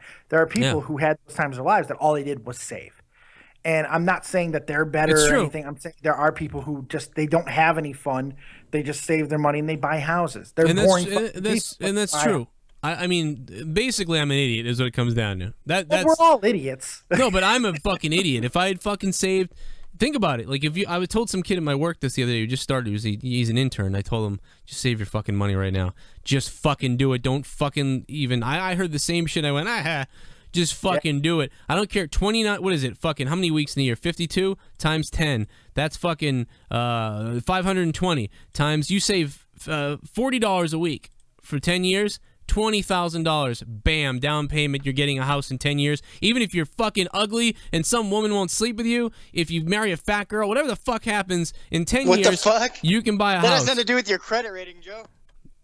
Shut up. No, but $40 a week though, that's a night at the bar for some people. And that's. But what I'm talking about when you have no kids. I mean, you make it $300 that's a what week. I'm saying. That's what I'm saying. Yeah, absolutely. Who gives a fuck? Yeah, if you make $300 a week and you got no other bills, fuck it. Throw $40 away and save it. That's all you gotta do. That's all you gotta do. Save, you can save, still save. get drunk. Right. Well, Save we don't right live now. in a world that promotes savings anymore. You remember back in the 40s and 50s where the first thing that a kid would get as a present was a goddamn piggy bank? It's all going the other guess way. where they came from? Yeah. Most of the time, they came from an actual bank. Yeah. And there were piggy banks that were given out by banks that just by putting your money in it would give you an interest rate. Yeah. Or you would make money off of your piggy. They existed. And hey, Dave, here's another thing. There was a time when you put your money in the savings account to watch it grow. But in the banks... Largest donation of the night. Oh, that's so good. Have you ever That's looked into so the good. Austrian school method of economics? My campaign is looking into it. #Jacobs2016 #order out of chaos.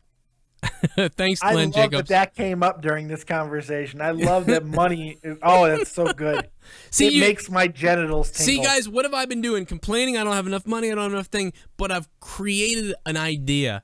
There you YouTube on top of work, you guys donating to me and all this stuff. Like, I've created a bunch of shit. We have anyway. created the digital tip cup. But what I want to say here is and I gotta put let me put Glenn Jacobs' name in here first real quick, and then I want to tell you this. Okay, so banks used to salivate over the idea of put your money in our bank, in our savings account, so we can watch it grow. But now banks jerk off to the idea of you cashing in your 401k in the first 3 years because you need some extra money so they can take 30% of it. You know what I'm saying? So it used to be put your money in so we can watch the savings grow. Now it's fucking, we give you loan. I mean, that's just, it's gone the opposite way, Dave. You're right. It's gone the opposite fucking way. Don't save your money. They don't want you to save your money. They want you to spend your money. Spend your money and create more debt. Because that's where banks and corporations have learned where the money is charging motherfuckers for things that they haven't paid for yet. There you boom, you know. But here's the thing too. So it's an overall thinking process of the bank, but it's also an overall thinking process of the poor or people who, you know, but we all do it. And but that's the way it's not even, I don't even think that it's people being as greedy. Sometimes I do think it's greed and people just being, when the one's in charge are the greediest. Yeah, I mean, that's what I'm saying. I can't complain about the poor people yet because the ones in charge are the greediest. And I understand, and I'm leaving some of the poor people out who go, like the lady, someone need to take care of these kids. So, you know, you need to fucking take care of your kids, you stupid twat. But it goes hand in hand though, because if we had a population like we had in days prior, where that was wanted to work and wanted to do the things, but they can't necessary. get jobs. There's no jobs for them.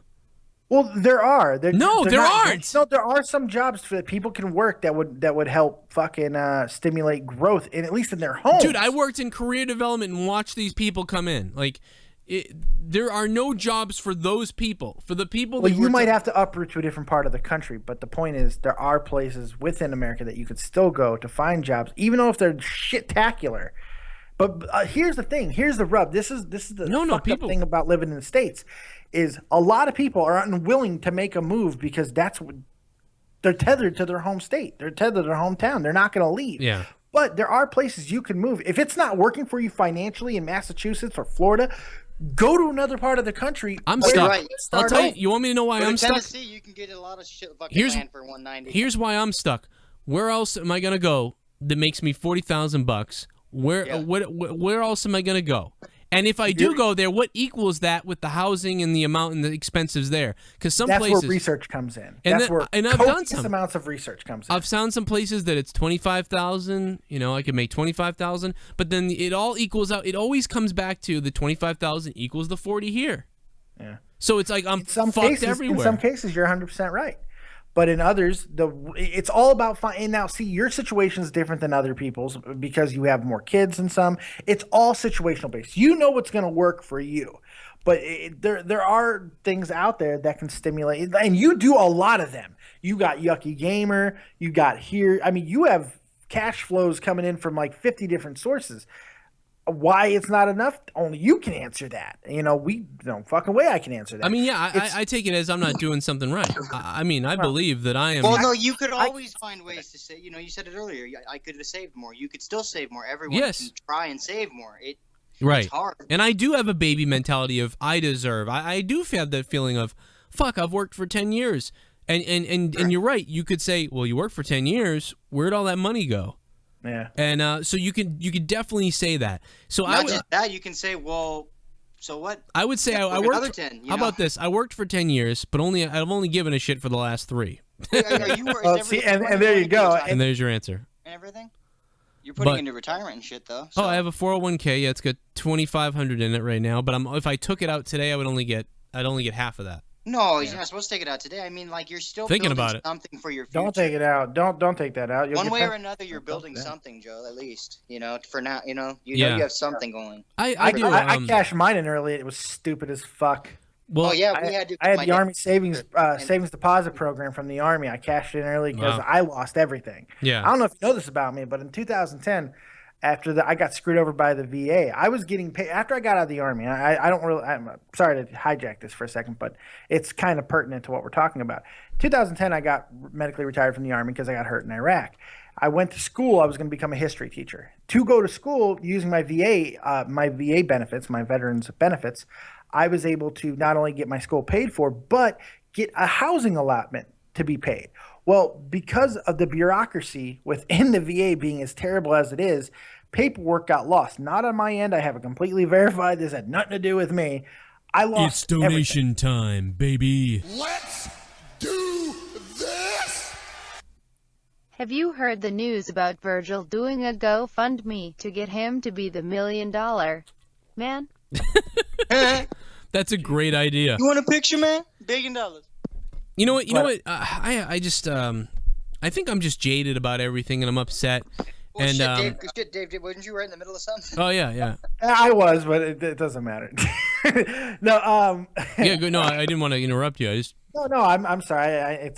I'm just trying to finish the story real quick. I'll get through it. I promise. So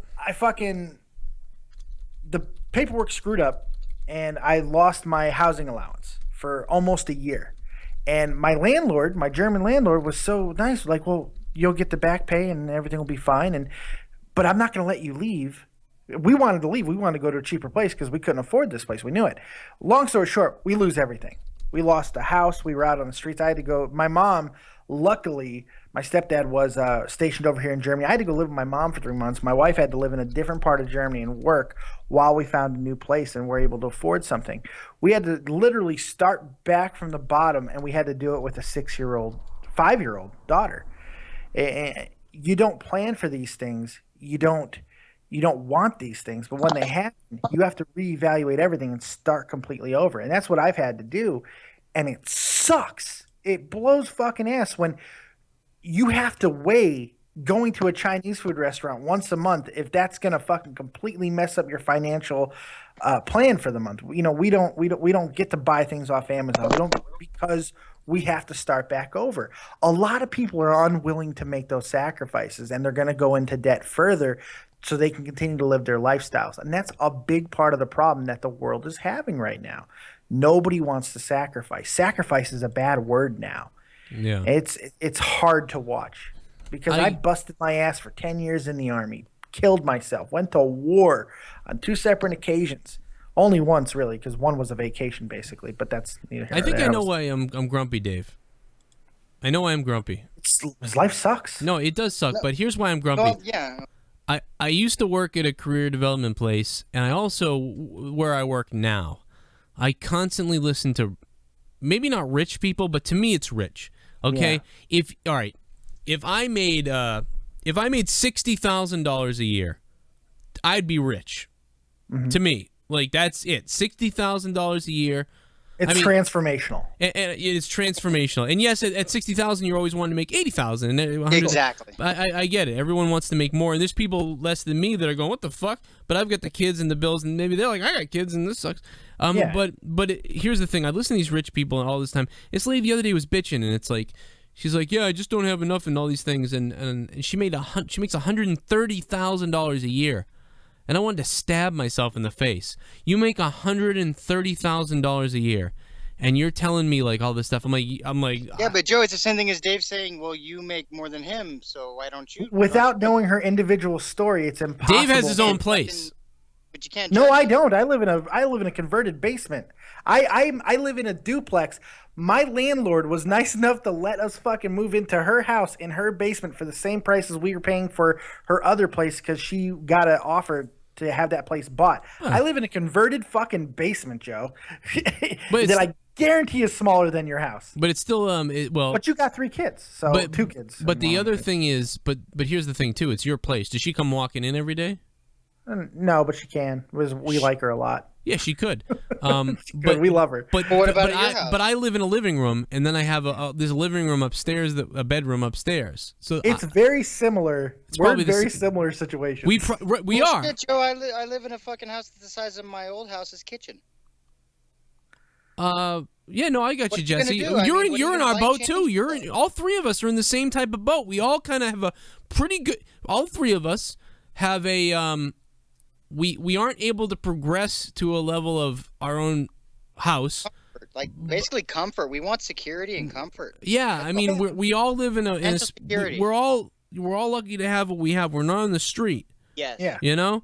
But we're doing a show on YouTube. yeah, For we're Christ's sake. With yeah. you know, I mean, Jesus. yeah, I'm talking about making We have to sound like the biggest fucking wieners right the now. amount we're of money I assholes. spend on my electrical bill, my friend has to make for 6 months. Now my girlfriend her might electric leave bill. me if I don't get a house within the next year, but That's not good. We'll see what but for real, happens. dude. My friend has to do 6 months on her electric bill what I spend in 1 month. yeah. How do they do it? You know what I mean? They don't know. Why? How do they do it? They don't have TV. They don't Yeah, have that's it. They Because don't have all this shit. they're- She's raised yeah. fucking 12 fucking kids. right. They don't have shit. And I want those people to have stuff. Like I want everyone to, you know, this is not saying fuck you, fix me. No, You know. but this country doesn't. It's not in that way right now. You know, even the people that are saving are fucked because of everyone else isn't saving, and there's greedy fucks, and there's so many multitude of things that are going the wrong way. It's all bad. It's this is the worst the country's ever been. Well, Almost. in some respects, but in others that it's Yeah, it's weird. There's a balance. Unless you're in rich some or way. you're lucky or something, you know. Oh, the funny thing We've is had when one of the most progressive months in history recently, and at the same time, our fucking $1 trillion in debt or whatever trillions of dollars in debt. So the funny thing is the rich look at it completely different because a Yeah. lot of the problems that they have is because of the lower class not wanting to work for the wages that they can do in other places. Now, whether that's right or wrong, obviously that's another discussion. But rich folk they're like, I work for this. I fucking busted my ass for this amount of money. Did Why they, can't it be protected? Did a lot they really though? A lot of them. Did A they lot really? of them do. That's not fair. A lot Oh, of yeah? these self-made millionaires, you can't say that Mark Zuckerberg didn't bust his ass for everything that he has, because he did. He did. Now, whether some of the means that he may have acquired some of the ideas. I'm sorry. Someone digging a ditch in a fucking goddamn oil place somewhere is doing more work to me. Well, physical labor does not always account to effort. You know, I mean, you know, fucking iPhone, Apple, shit like that. When you change the world, you do deserve some, a little. Absolutely. Here's how I mean. I feel like I work fairly hard at YouTube, but even I don't see myself like. I'm sorry. Like if someone tells me their part-time job is like pumping gas or something, yeah. I feel terrible that my you're part-time feeling job. sympathetic. Absolutely. My part-time job is editing a fucking video. I am not as fucking. I'm not working as hard as that guy as far as because that's torture. But see, that's I'm being creative and using my brain and being creative and all that stuff. And I did work hard. I did work very hard to make a lot of these videos. And I've stayed up sleepless nights to edit videos. That video I made earlier took me 3 hours to do. I mean, your sacrifice is no different than that guy pumping gas, though. That's Exactly. the thing. I don't know. He I might see it be different. standing up on it, but that's in your head, though. But the reality is you're putting just as much fucking time, and yeah, you are. No, but here's the thing: when he was if I was pumping gas, I'd be enraged. And if he's pumping gas, he's probably miserable. He wants to get the fuck out of work. I don't want to get the fuck out of work. I'm coming as I edit my video. Yes, I get that, but that's a state of mind. But the thing is, though, if it came down to it and it couldn't make you the money that you couldn't do it, you're just you like would that stop guy. doing it. Yeah, Yeah, exactly. Yeah. But we're all I know. the same, really. But I go to Everyone work really 40 hours a day, and I just want to blow up. I want to blow up before. I want to blow up afterwards. And if I blew up on YouTube and had 3 million subs, and YouTube became my full-time job, I can understand how other people don't want to do those jobs. You know what I mean? But it also comes to the individual aspect too that we talked about before.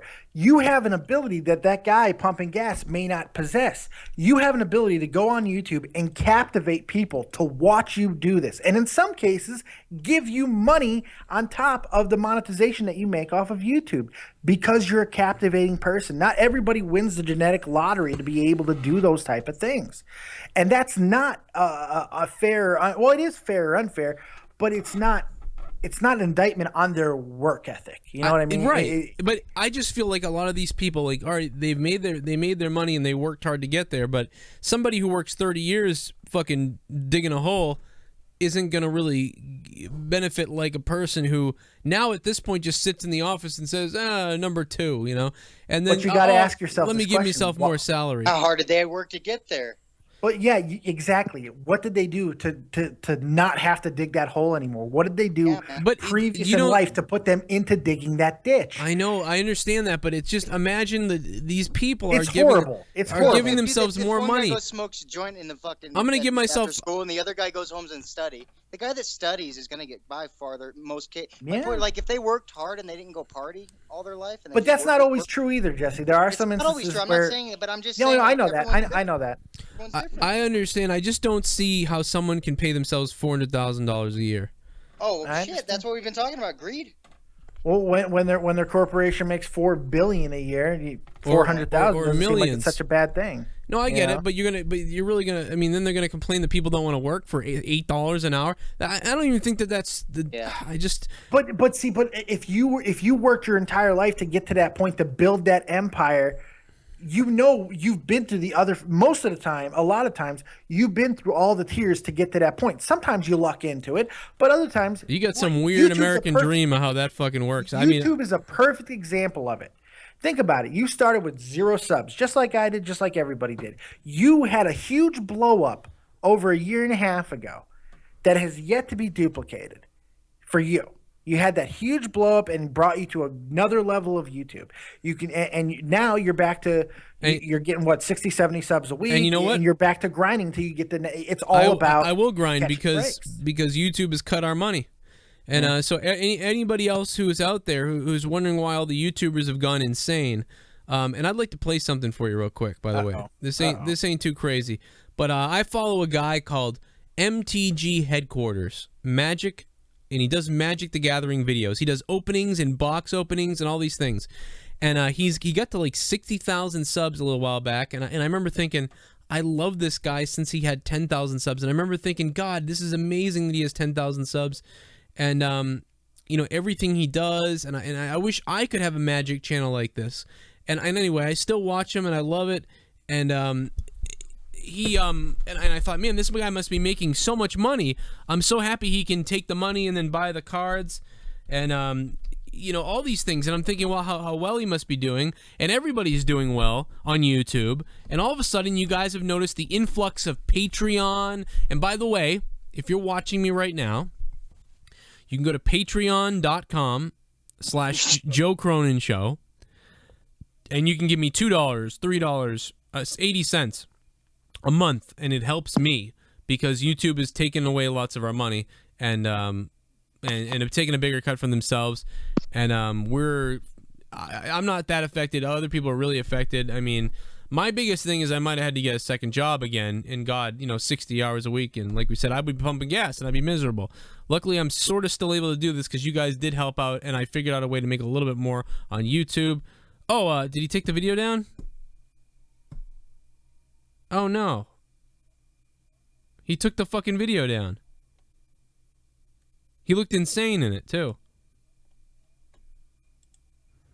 What happened? I had to pee. I was going into all this stuff about money and how everything's different, and Oh yeah. the guy, I think he took the video down. Oh, did he? Yeah, he did. He had a video up. So basically, he made a video that was like, he decided to create an app, where it's called Game Finder, and he decided, I'm going to create an app called Game Finder. What it's going to do is anybody who wants to play Magic or tabletop games, you can put yourself in the app, and then everyone can find each other. Like, hey, I'm looking to play Frog Boss. I'm looking to play fucking Magic the Gathering. I'm looking to play Pokemon. I'm looking to play this. And you can meet up and play, and it told you what stores sold this, what stores nearby you. All these things. So I was like, what a great fucking idea for an app. So you could find someone to play your card game with, because it's hard to find someone with all these tabletop games. You know what I mean? Who the fuck wants to play fucking Sword Kill? What the fuck? So he makes this app, and it was doing all right. And now it's basically and I used to watch this guy's videos and be like, this guy's so well off. Like, he had a house. It looked beautiful. And I thought he had a wife and shit. But his new video is like him looking a little disheveled. And he basically has felt the wrath of the YouTube switch with the money they've cut.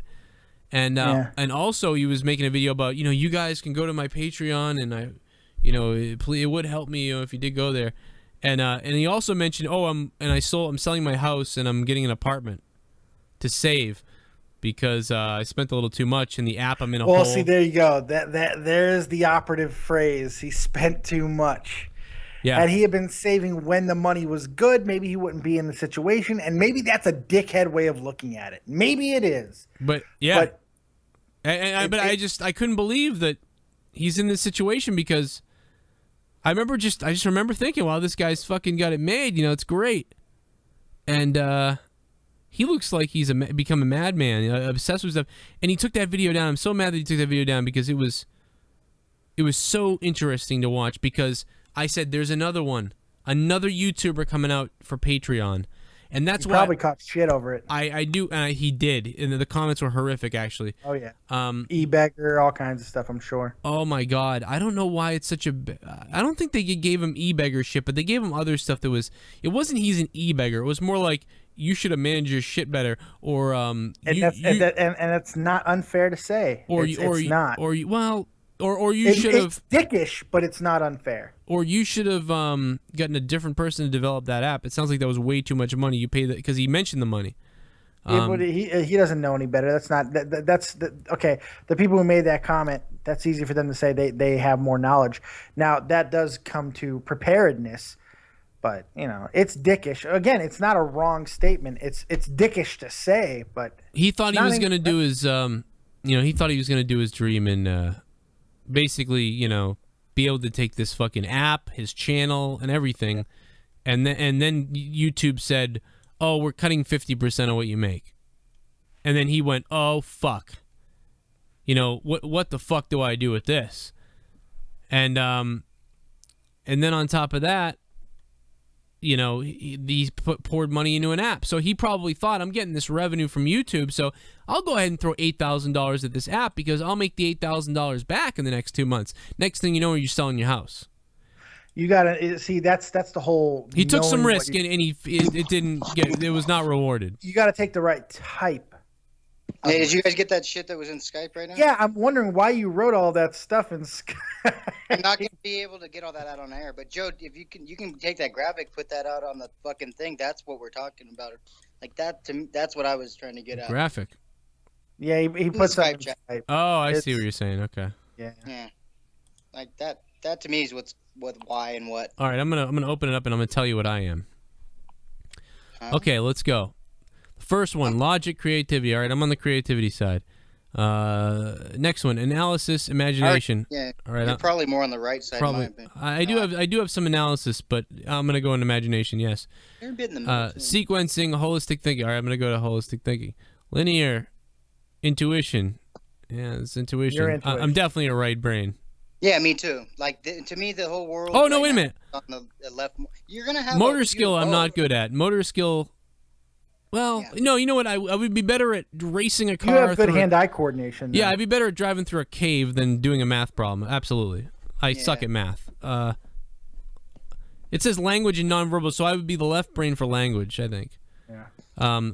Facts and feelings, I would be feelings. Well, like there should be a dominance on one side or the other. Oh yeah, it's definitely right brain. Aspects of both. All of those aspects. Everything on here's the interesting thing about these charts, and this is kind of why they drive me crazy. I feel like Dave has a mix of both sides. I feel like I have a mix of both sides, and that's the funny thing. I think a lot of people are that way. No, it's not just about people. Like the fucking when they built like the fucking the pyramids and shit, the entire area, everybody living in those areas was made balanced. There's no way to possibly know that. There's no way to possibly know that. There's no fucking possible way to know that, Jesse. None. Zero. No way to know that. That's not my point. That's insane. I couldn't even come out with all this shit that backs that up. I couldn't I don't even have it here. Well, then you're on the right brain. You're a right brain then. Your intuition, not facts. No. That's not. I'm not. I can't. There's a reason I wrote that shit in Skype. I don't even have the facts in front of me. No, I know what you're saying. You're like me. What facts could there possibly be about ancient Egyptian civilization to tell you what the population's right or left? That's insane. There's no way. I just know. No. Some of it is like philosophical and also. It was a slave state. What the fuck? That's no, crazy. you're right. A lot of it does come to like, this is what we, think happened. But like, there's also a lot of science. There's a lot of. It's like the megalithic structures all bring. Like I was talking about earlier. All of that has scientific basis. Let's take a what call. the pyramids have Let's take a call. They're you can create electricity with the pyramids, all that shit, and there is science. I'm not even gonna bother. I know what you're saying. A regular phone caller, I By feel the like way, I don't watch. I know what you're that saying, Jesse. I know what you're saying. I don't watch that ancient alien shit. Matter of fact, that makes a mockery of it all. It really does. That There's show is much all better about that stuff guy's. on all that They took shit. that guy's fucking crazy book and they turned it into that shit. 856, what's up? What's going on, Joe? It's Patrick Glenn. Hey, man. Why I don't bring it up. Anybody out there is rich? I need a $5,000 loan. I Anyway, ain't rich. Gotta buy some. Help help you out. yeah. And thank you for feeling bad for people who pump Pat, do gas. you 'cause feel that's what I do for a financially living. secure? I do. I feel bad for anybody who has to do like I mean, and listen, some people are happy. Like I'm, even at work, I'm happy when I speak to someone on the phone. As miserable as I am with everything, I am happy to talk to someone. But I just anybody who's sitting there hating it and they're doing something like that, it really I feel horrible. That's It's because we're You part are- of you the have last apathy. generation. What was that, Dave? Joe has amazing apathy for people. Like you're one of the most apathetic He does. people I've ever met. It I really heard is He does. For all of his explosiveness and all that empathy. stuff, he's very Empathy. I'm apathetic sorry. to a lot of Wait. people. Yeah, Empathy, it's empathy. not He just apathy. basically Right. I'm said he sorry. didn't give a shit. That's all right. Wait. I Half the people apologize. don't know Not what that word apathy. means. Empathy. You're empathetic, not apathetic. I don't give a fuck. I'm sorry. I apologize for that. I cannot. Yeah, Joe is very empathetic. I don't know why. I'll sit there. I mean, I'm telling you, I start hurting inside for people sometimes when I see See stuff. that snail? That Yeah. snail just got stepped on. I killed an ant yesterday. I said I And you killed know the why? ant. And you know why, Joe? Yeah. Because you were raised in a time where parents still gave a shit of teaching their kids this shit. Timothy McVeigh Hey, was wait, raised. Speak for yourself. I teach my kid You're all all- these things. You're also. Well, I know born- that, Dave, and that's the thing. Our Fucking generation's Earth going to Week is teach the it to way our the kids, too. but these younger kids aren't going to understand that now. Fuck 'em. The ones that are, 17, 18 years old, Yeah. every time I pump gas, all I do is they're all freaking got their faces in a phone, and they don't know how to act in public. Yeah, it's really weird, man. You know what? I Their always. pants down to their ass. Do you remember the older people that said this stuff like they don't know how to act nowadays? They don't know how to do this nowadays, and you just went, yeah, fuck you, like whatever. But you were I'll actually. never be that. Yeah, we'll never do. Well, I'll never say that about younger kids. I'll always be young. But That's yeah, no, always existed. That's But- why we are the last great generation. Oh, guys. but that's what they all Yeah. said. But that's what they all said, though, Pat. All said it. Every goddamn. There's always been a guy on his porch talking to fight. You guys just don't know how easy you have it. It's every They generation. do. Every They generation. have it feels that. easy, Dave. Every generation. I don't every think they. generation- No, easier I than don't think they have it generation. easy. I don't think they have it easy. I think that they're just. don't have it. Okay, but we're the last generation that was able to stay out there the summertime until the street Yeah, lights that's came on to horseshit, play. too. Look, I gotta call bullshit but on you that didn't have too. porn You on look the internet. outside. You look outside. You still see kids playing outside in neighborhoods. I see it all the fucking time. It still exists. It's just look. People love those damn memes that if you were a kid who could play until the last light on the lamppost flickered and if you walked in the room and those memes are so fucking ridiculous. They're true in some aspects, but speaking in generalities, man, it is so insane. Most of the time, it's absolutely insane to do it. You know what we could be dealing with is it's Do the. you think maybe the problem with this country is because of the rise of teen pregnancy also? No, because it's always No? because statistically, if you look at it, it's not much higher than what it's always been. You look at it, it's just Pull it out. There's an increase of kids being born out of wedlock. now. Oh, see, the religious man chimes in with something like that. Look at that. But the rate of divorces is higher than it's ever been. Ever been Exactly, it is. So that the gets marriage back to marriage is brain not thing. sacred. People who don't like the gays, just so you know. and that's adults getting divorced. There, kids. Well, that's what I mean, what look drove at me nuts. I'm a 31-year-old man who has full custody of his son. Right, That's a rarity. that is a rarity. It's very rare. Your ex-wife must be fucked up. I'll put that bitch in a mine shaft. Well, we had this. Well, Dave, remember we had this conversation with Tommy. Yeah, we did. Well, you're But you know, the problem is that I stuck around like most guys. I'm not like most guys that, you know, these guys that get girls pregnant who have 5 kids by 5 different mothers who don't stand around and don't do shit. I actually stood by my kid. She's the one that left. Yeah, and more women are doing that. It's flipping. It's weird. And then also courts are taking guys' sides more because the women are crazy. She automatically expects when she comes up to visit after 4 years this August that I'm going to leave her alone with him. Yeah. Well, you know why this is happening too? A lot of this is happening because Daddy gave me everything, and then they just flip out, and it's horrible. I wouldn't leave my kids either. I would do the same thing that you did. I would be like, I don't give a shit. You're not taking my kids. My father, you know, my father was a loving man, but he could be a hard ass at sometimes. We couldn't go a Christmas without hearing the words "ah, fuck it" when he was trying to put something together. Yeah, but that's funny. I mean, and don't you miss that? It's all. This place has gone to the fairies. It's and I don't mean some gay. respects, yeah, it really has. I don't mean gay people, by the way. I just mean I don't know what the fuck it the is. Fairies, you mean Tinkerbell? Like Yeah. you can't beat your kid anymore. You got to give him a timeout. Yeah, Well, yeah, but that's not necessarily a terrible thing. I like that argument. Kind of gets me. Okay. Well, I can't fucking hit my kid anymore. Well, here's I want to tell you. Look, there's an old Jeff Foxworthy joke. He says that you got to give your kid a time. I said, no, my dad take time out of his day to whoop my ass. Yeah, but see, here's the thing. A lot of people were not just stopping at a simple. I spank my kid. I don't have to anymore because I did when she was younger. But unfortunately, the reason why you can't do that anymore is because too many fucking people took a brick to their goddamn child. Yeah. You know, Because then you don't know By where the way, the- Joe. No. Oh, go ahead. No, they don't know where the line is. Like so, it's Exactly. like, is he beating? Is he just? Now, Dave and Joe, can I ask you guys a question? If you're out in public and your child is acting up, do you wait till you get home to discipline them, or you discipline them right there? Well, it depends on your form of discipline. I'll yell at my kid like you wouldn't believe. You would think that I'm beating my kid the way I'd scream in a public place. But no, I know better than in this public climate that I cannot slap my kid in public. I know that, so I don't do it. I would never hit my kid in public. That's because public There's nothing wrong with a good, there's climate nothing has wrong with a good changed. spanking. No. I gave so I got punched. I don't know what Gavin was doing tonight. He was walking up to you and slapping you, and I guess Leah said he hit her a couple times, and he slapped me in the balls, and I was like, Nice. ooh, I was like, dude, be careful. What are you doing? And then she goes, yeah, he's been hitting me all day. And then I was like, what? And then he came up again. He did it again, hit me in the nuts again. And so I kicked him in the thigh. Like I punted him in the thigh. And he was like, ow. He goes, ow. And I'm like, yeah, stop that. You know, stop hitting everybody. It doesn't feel good. I was like, if you hit somebody else again, you're going to get hit. Like, don't do that. That's your dad right there, Joe. It's like my dad wasn't even like that. My dad died when I was 8, and my dad was like... I didn't know that, Joe. I'm sorry. No, that's okay. I told You the story. said it during this show. I just told the story It's earlier. donation I didn't hear time, him say baby.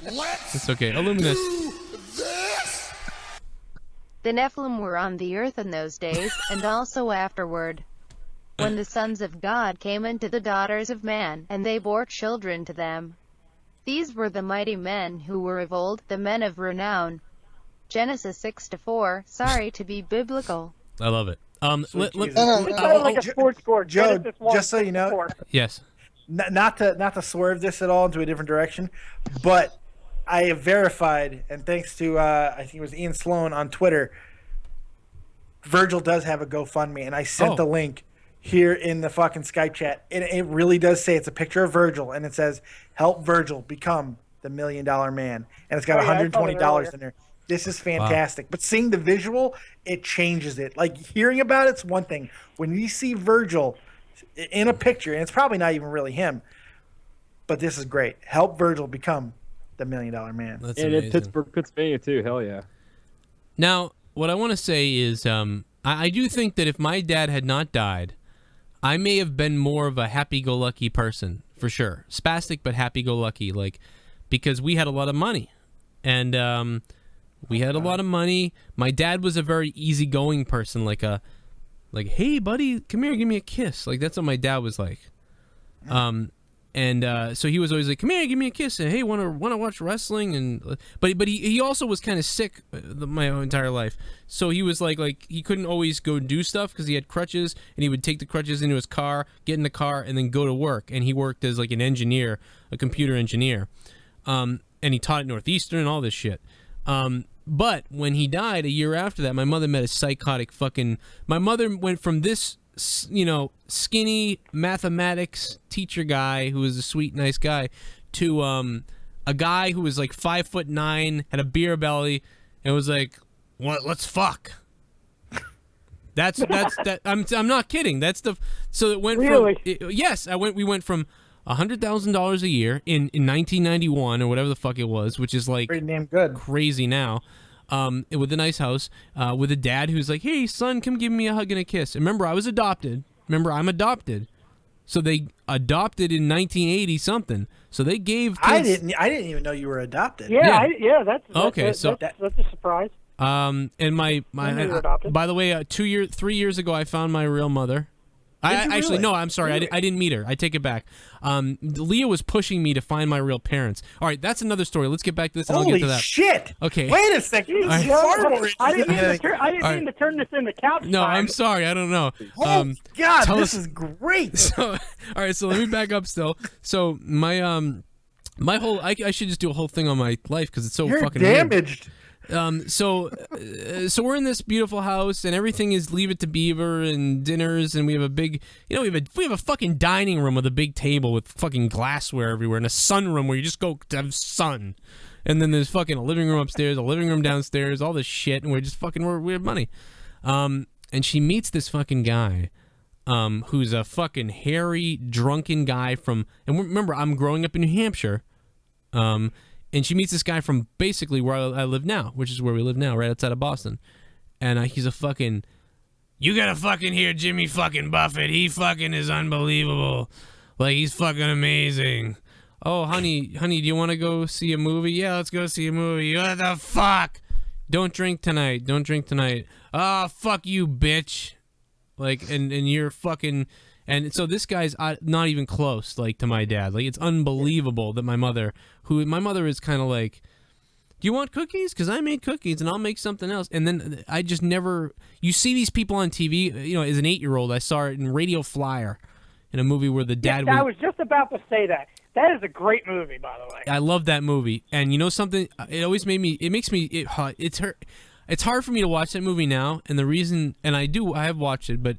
I lived it. What happened was, when I was a kid, when I was 6, 7, and 8, I think I might have been 7 or so, my dad, when we watched that, he would joke around, because in the show, the guys, I think the kid's name was Bobby, and the guy would be like, Bobby, you know, and then the little kid would become scared because his drunken stepdad was gonna beat And him. he whipped him with the electrical cord? Yeah, whipped him with the and I don't remember if this was his stepdad in the movie or his actual dad. It's his stepdad. Okay, so his stepdad, and my dad used to joke around with me saying, Danny. And it was a double meaning because he was also doing it for The Shining sometimes. He'd like throw it at me or something, joking. Like he wouldn't even do that. He would just be like, haha, and then he'd give me a hug and like a noogie. And and then like literally 2 years later, and in that movie I remember seeing the beer can. They would zoom in on the beer can and the kid being scared of this guy, and they called him the King or something. And he was fucking scary. Yeah, and, they called him the King. And the first moments you noticed that the guy was bad news is when they're fishing and he breaks the line. Oh yeah, that's right. And again, the guy gets mad at him. Yeah. Just that feeling of being a kid and you're innocent and you're like, oh, everything is supposed to be fun, and then this creepy anxiety, and is this guy gonna kill me today? Like alcohol, and I sort of got it, but I didn't really get it because it was a world that didn't exist to me. And then 2 years later, there I was, exactly the same situation. The only difference is I didn't have a little brother that I could go talk about it to because my mother was oblivious to everything or didn't care, or so I don't know what the hell happened. And you didn't have a German Shepherd that could. And I didn't have a dog that could protect me. Exactly. It was more just scary. But then I would think back to my dad doing that, teasing me with that thing, and here I was living this now, and it was horrific to me. And then anyway, short story is he wanted to have a business where he did all this shit, but he was really a drunken idiot, and he lost all of our money, or got rid of all of our money, and here we are, and everything sucks. And then going forward to what we were talking about was I was adopted.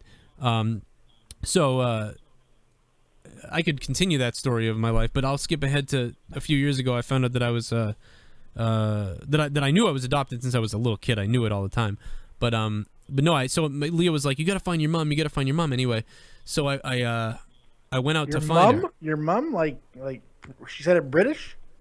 No, is that how I said No, it? I'm just. Well, you said That's mom. That's how it sounded. Mom, you gotta find your mom. Your Joe. mom. I didn't say mom. Your mom. You said mom. Your mom.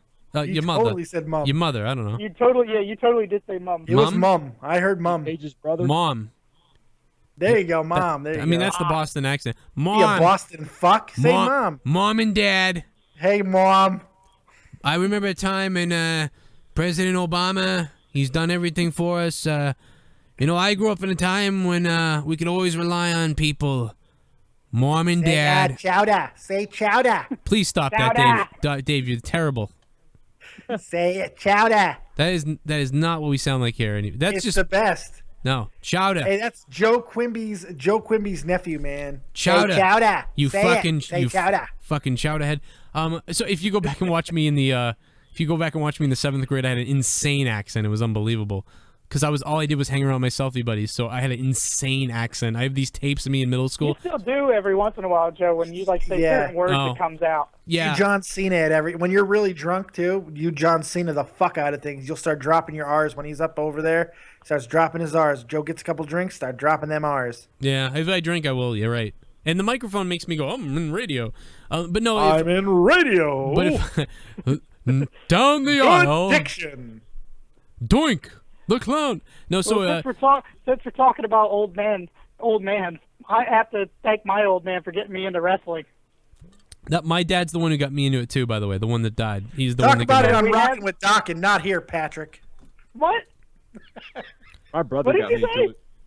I said I love you, Patrick. Yeah, Pittsburgh boy said his brother got him into it because he put him in the dick lock one night. Sorry, I'm gonna Pittsburgh. show you this amazing wrestling hold. What I do is I stick my dick up your ass, and then you tap out. Patrick, Patrick Glenn and Pittsburgh boy. We got a lot of P's for penis.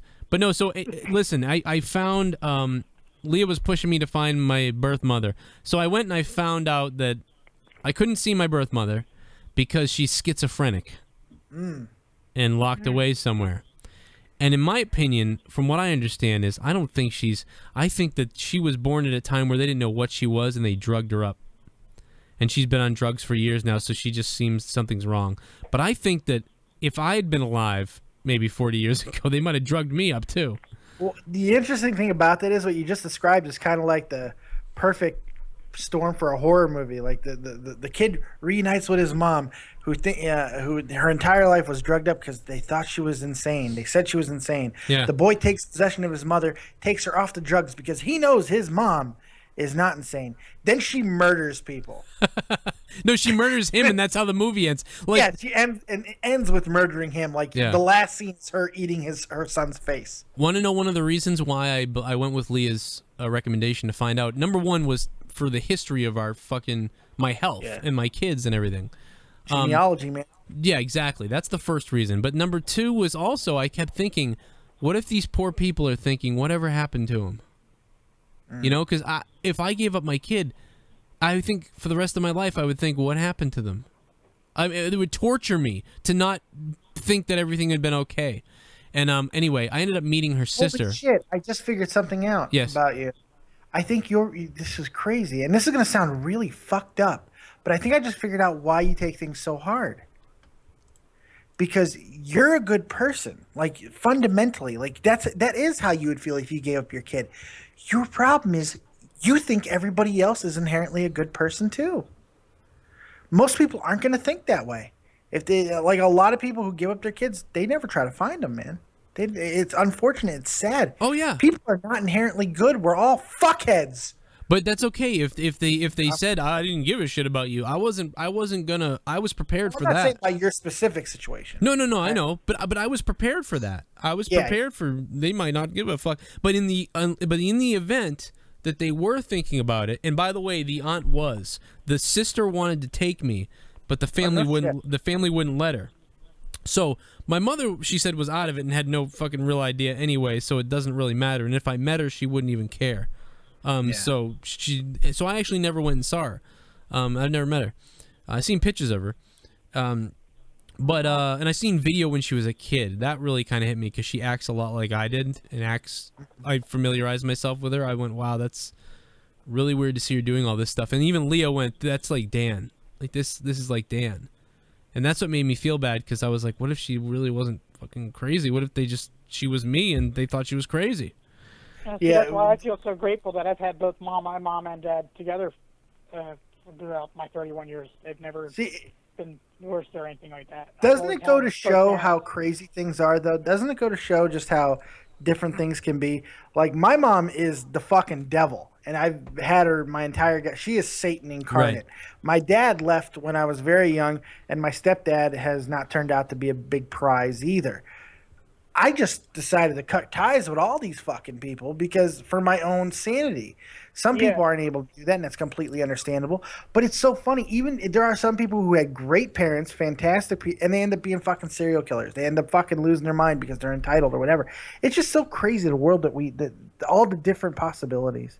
It's all chaos. If you guys would have met me like 20, 25 years ago, my backtrack, maybe 15 years ago, I was the normal average middle class kid. I had, a house, it was a 3 to 4 bedroom house, two siblings and a parent and a dog. I had basically the white picket fence life.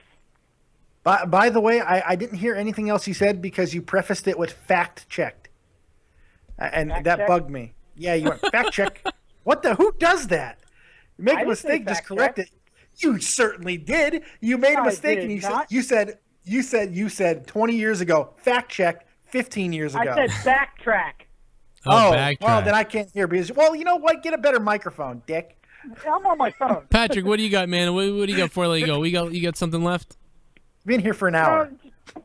What? I've been here for an hour? No, he isn't. Feels like it. Where's Jesse?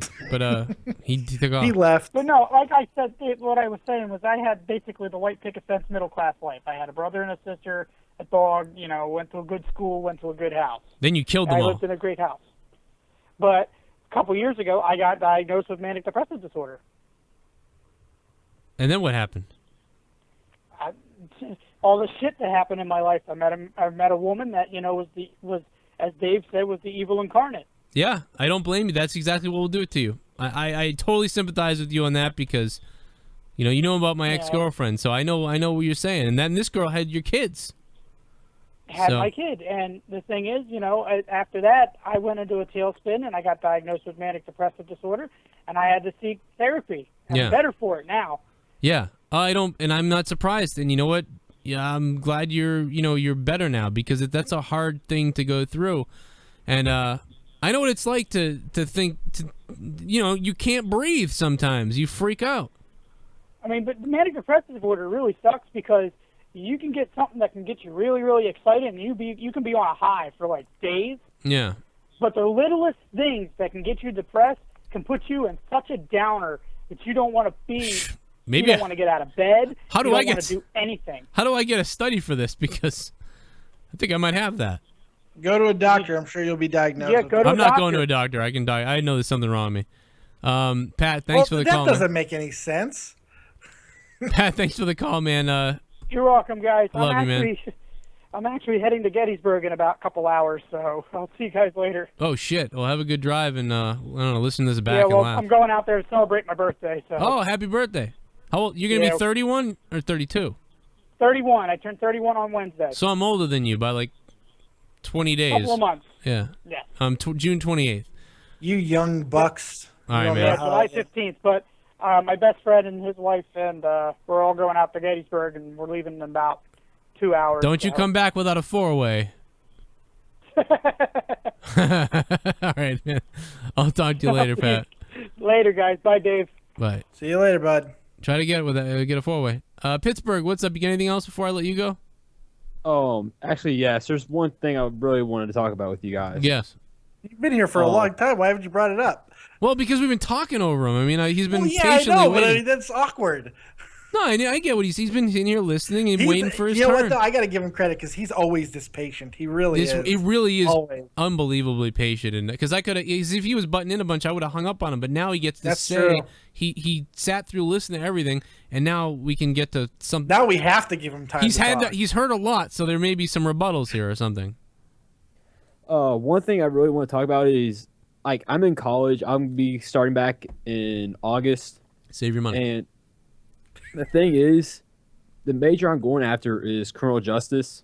Oh, God. And I want to be a police officer. Well, I see all this shit in the news about, this cop this, that racist cop here, abusive cop here. They never say anything good the police do. It's really hard. No, They do. I get it. This police are no different than religion and all these other things. They almost go into the same type of deal, dude. So, like, because I feel bad, because earlier I said religion, fuck religion and everything. Well, that's just the same as saying fuck all the cops, you know. Here's the deal: if that's what you want to do and that's what you like, half these people saying shit are clapping when you show up at their door to help them because they heard a bump in the night or something.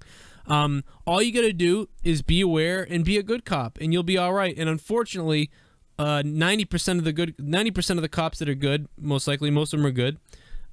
It's becoming a thankless thing. It used to become a thing you looked up to as a kid, and now you kind of have to force that. So yes, there's a little bit of a battle going on, but public service is a thankless job. First off, right? As a former public servant, it is a thankless job. It should be. You just do your job. And look, 2 words that you need to remember, 2 words that will save your ass: situational awareness, man. You know those 2 words back and front, you're going to be just fine. Keep your nose down, fucking do your job, and be a good person. That's all you got to fucking do. I saw a cop get killed because and he treated this guy a little bit differently. He gave him a little bit of a benefit of the doubt. Guy whips out a gun and just kills him. There you go. And they released that, and there you go. You're right, exactly. Now, but here's the thing. Here's what I don't understand.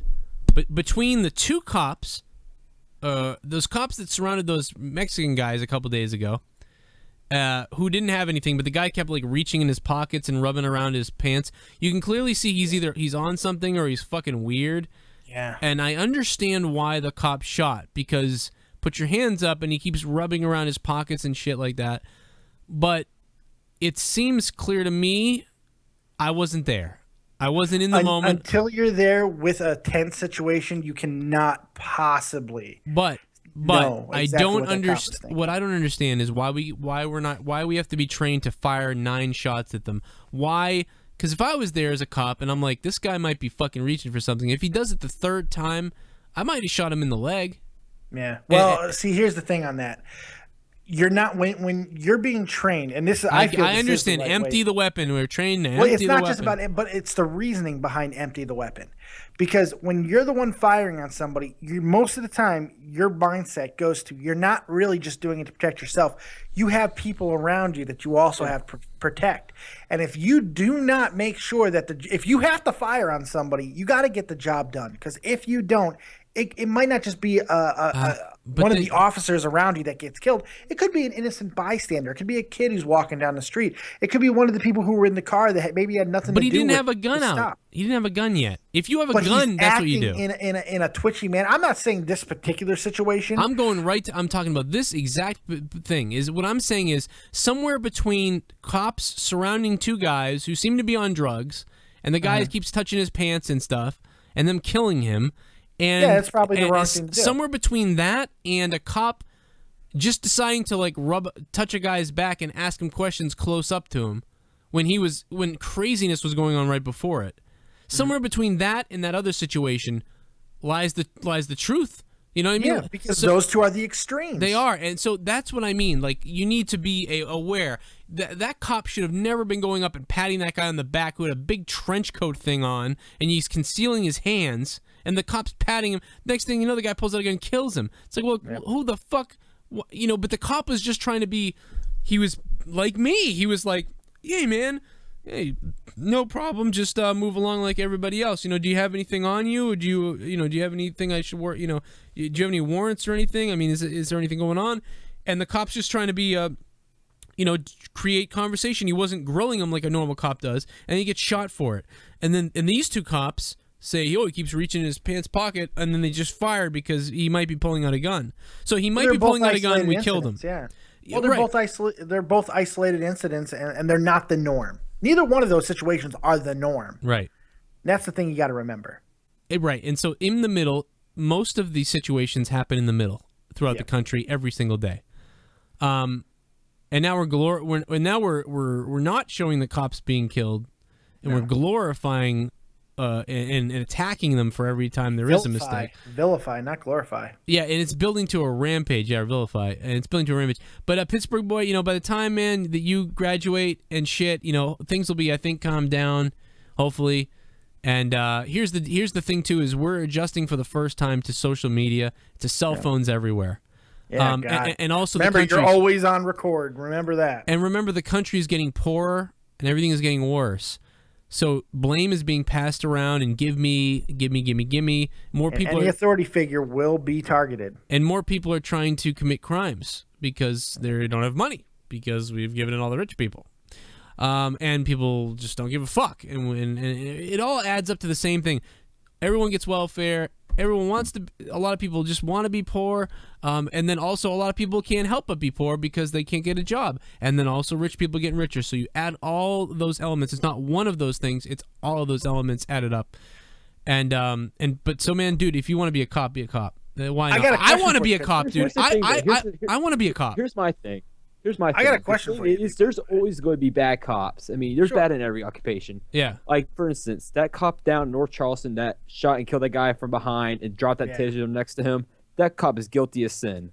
But my thing is, no one has any idea how hard it is to be a cop until you're in their shoes, and you never know whether you're going to come home that night or not. You don't know. You're right. And the other scary thing about that is that leads to trigger happiness right there. What you just said is absolutely, and that comes back to proper training as well. Yeah, because if you start, it used to be serve and protect, and that's it. But now a lot of cops have the idea and feeling of, I got to go home to my family. Remember, it didn't used to be that way. It used to be serve and protect. I'm a police officer who's going to serve and protect you. Well, in the same right though. In the 50s and the 60s, there was civil unrest that was leading to cops having the exact same mindset. This is nothing new. They happen in ebbs and flows. We see it all the time. Yeah. We go through these anytime there's civil unrest. And let's face it, when has there been a point in history, in United States history, where there hasn't been when there's been more than a 10-year period where there has not been some sort of civil unrest? And it's because there's constant changes. There's always another group, and this is a good thing, by the way. There's always, in most cases, because I have a feeling one day it could be bad, but there's always another group that's fighting for civil liberties. So there's always going to be civil unrest. There's always going to be cops that are going to be feeling like, I have to come home safe. So, you're always going to have that. Now, there are more extreme times than others, the 91 riots, Ferguson, fucking all these places. You're going to have more in certain situations, but it always exists. Yeah, no, I agree. Question for you, Pittsburgh boy. I'm wondering this since you brought it up. Can I ask you why you want to be a cop? I think it's a good question. Ever since I was in middle school, it's been what I wanted to do. I look up to them as heroes, in my opinion. They're heroes. Because without them, I don't know what this country would be like. Well, we definitely need... you want to become a cop because you want to be a hero? Well, not that, but I mean, like... I'm not trying to put you on the spot. I'm just asking. Like, my thing is, I have had multiple uncles that have been cops, and... Okay. My dad's been an officer, and my grandfather, he served he was never a cop, but he was in the Air Force during I think it was Korea. This is in your blood. And I kind of feel like that. I mean, it's my passion. Well, there you go. Yeah, I mean that's all you need right there. That's what you want to do. It. You do that just like I want to. I've always, since I was a 5-year-old or since I was a little kid, I wanted to pick up a microphone and talk into it. That's all I've ever wanted to do. I mean, wrestling, I wanted to be a wrestler too, but There's a lot of other things you I want have to a feeling be. you're quite like me. There's a lot of things you wanted to do. Yeah, I was the same way. I wanted to be a exactly. lawyer. I wanted to be a comedian. I wanted to be a car salesman. At Well, one hell, point. when I was Yeah. younger, there was multiple things I wanted to do. First, I wanted to be a weatherman, and then I wanted to be a veterinarian. And then I realized, you know, I had to put an animal down, and I can't do that. Yeah. Well, I I can do watch wish multiple you movies best. with gore and shit, but God, if I watch one movie where a dog gets killed or something, I'll bawl crying. Yeah, I can't deal with that I either. do I wish can't you deal the with best dogs, on your man. journey to become a cop, though, Pittsburgh boy. I think you'll get there. Well, you'd be a better cop than some of those dog cops that fucking some of the dog cops love the dogs and stuff, and some of them treat them like shit. But no, yeah, That's actually my main goal, to be a canine unit officer. You're gonna be there a you great. I can hear it in your voice. You're gonna be a great cop. I can hear it in your voice. You should definitely be a Hey, cop. do me a favor. Say, Mr. Cronin, I need your license and registration, please. Let's try that on for size. Let's see how it sounds. Mr. Cronin, I need your license and registration. Yeah, you sound like a Yeah, cop. you got to be a little bit more forceful. You're Just right. a little bit. Well, he sounds like a young cop, but no, you are. You sound like a cop. You're gonna be a cop. You sound That's like a cop. You sound copish. And I remember I got pulled over in South Boston. I ran a red light, and the cop was like, you didn't see me sitting over there, right? I mean, you didn't see me sitting there. And I said, actually, I did not see you, or I wouldn't have ran the red light. But he's like, well, what do you think you're doing, buddy? Well, I said it's a red. I go, honestly, I looked both ways, saw no one was going. I thought it was safe, so I just went, even though it's breaking the law. He let me go. Yeah. It's really weird, but I do appreciate cops, and I'm different. And I'm not a bitch or anything, but I respect. I always respect the cops when I speak with cops. What an interesting thing to say. I'm not a bitch. I'm not. I just don't have this attitude with cops. Like a lot of people have this immediate attitude. It's ridiculous. Don't have an attitude with the cops because 80 to 90% of the police officers you speak with are most likely a good person. So there's no reason to me. I don't start the fucking conversation with what did I do or what do you think? What are you doing? Blah blah blah blah. Blah. And never say I know my rights. I know my rights. You know what the dumbest thing is like I've done bad things. I've actually been doing something wrong, but I get away with it every time. Not just because I'm white, but because it's probably because you're white. No, I swear to God to you, because I've seen my friends get fucked up too. My buddy Dan got pulled over, and he goes, "What's going on?" The first thing he said was the cop was like, "What did I do? Was my tail light out?" And then the cop continued, and he was like, "Well, I just don't." He's like, "I understand. I mean, like I was driving. There's a lot of other people driving this fast." Guilty. Bam, he was screwed. So when I get pulled over, the cop says to me, "You know why I pulled you over?" I said, "Yes, officer. I was going about 96 miles an hour." He goes, that's close. Oh my God. He goes, that's close. You're going 98. And I go, he goes, where are you going so fast? I'm like, back to Massachusetts. And he's like, all right, well, that's really fast. I'm like, yeah, I'm sure this is gonna be, I'm sure this is gonna be a lot of money. And he said, and I said, I apologize for making you have to chase me down. I just kind of lost track of what I was doing. I was driving straight for a long time, and I just was in the zone, kind of, and I guess I came out of the zone. Oh my God! You use the in the zone fucking defense. That's the greatest defense in the world. Cop because says, everybody can fucking identify with being in the zone. How could he give you a ticket for being in the zone? Now that's not just me trying to. You didn't get a ticket, did you? I did not. Yes. I got a warning. You were in the zone. I got a warning. Now, I wasn't trying to sucker the cop. I was just being real with him. I'm the realest fucking person you'll ever fucking meet. I have said truths to people that will got me in trouble because I hate lying. I don't like to lie. I don't do it. If I was involved in a rape thing once. I didn't rape anybody, but what the fuck? Somebody else did something. All right. Wait. All right. I'm going to tell you this. The idea that the story started. I was involved with a rape thing once. I'll tell you this real quick. I've told this story. I swear I've told this before, but I'm going to tell it again real quick. So here's what happened. I'm going to make this as short as possible because I swear people have all heard this a million times. I run into a kid. This is 2006. I run into a kid I haven't seen since high school. But whenever we were in high school, we weren't friends, but he'd always be like, Cronin, and I'd give him a high five.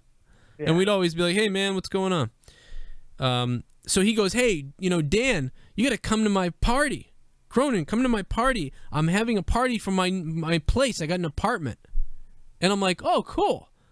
I'm like, should I bring anything, like beer? He goes, yeah, bring some beer. I go, okay, I'll bring some beer. I show up at this guy's fucking place, right? It's him, me, and 5 other people. And at one point, some other people came by. But anyway, it gets to be like 1 in the morning, and we're really loud. And also, by the way, his apartment was a 1-room fucking little room with a tiny bathroom. It was a studio, huh? Yeah, I'm thinking like this is in a scummy place. I'm thinking like, wow, this was Why great. would you be there? But because my girlfriend left me, you know, so I was a little, you know. Okay. So anyway, I got this beer, and we're there. Next thing you know, we're all loud as shit. I hear a banging, and we're all yelling shit at each other. I hear banging through the wall in the other room next to us. Yeah. And I go, fuck, dude, your neighbors are calling the cops. They're pissed. They're banging on the fucking door and banging on the wall. And I hear through the wall someone going, Cronin. Cronin. And I go, great, dude. They know my fucking name, too. They're going to fucking arrest me for being loud. Oh, fuck. And during this, now he pulls out all these condoms and goes, check this out. I bought a box of condoms on eBay. And he's like pulling the condoms out. There's just tons of condoms everywhere, and he puts them. And he puts most of them back in the drawer. They're smoking weed and everything. I don't smoke weed. I was drinking. Anyway, so then all of a sudden the banging on the door happens. I go, oh fuck! They called the cops. And I've never been. And I'm what am I 20 something? I've never been at a party where the cops are called. Never had anything like that happen. And I'm like, this is great. We open the door.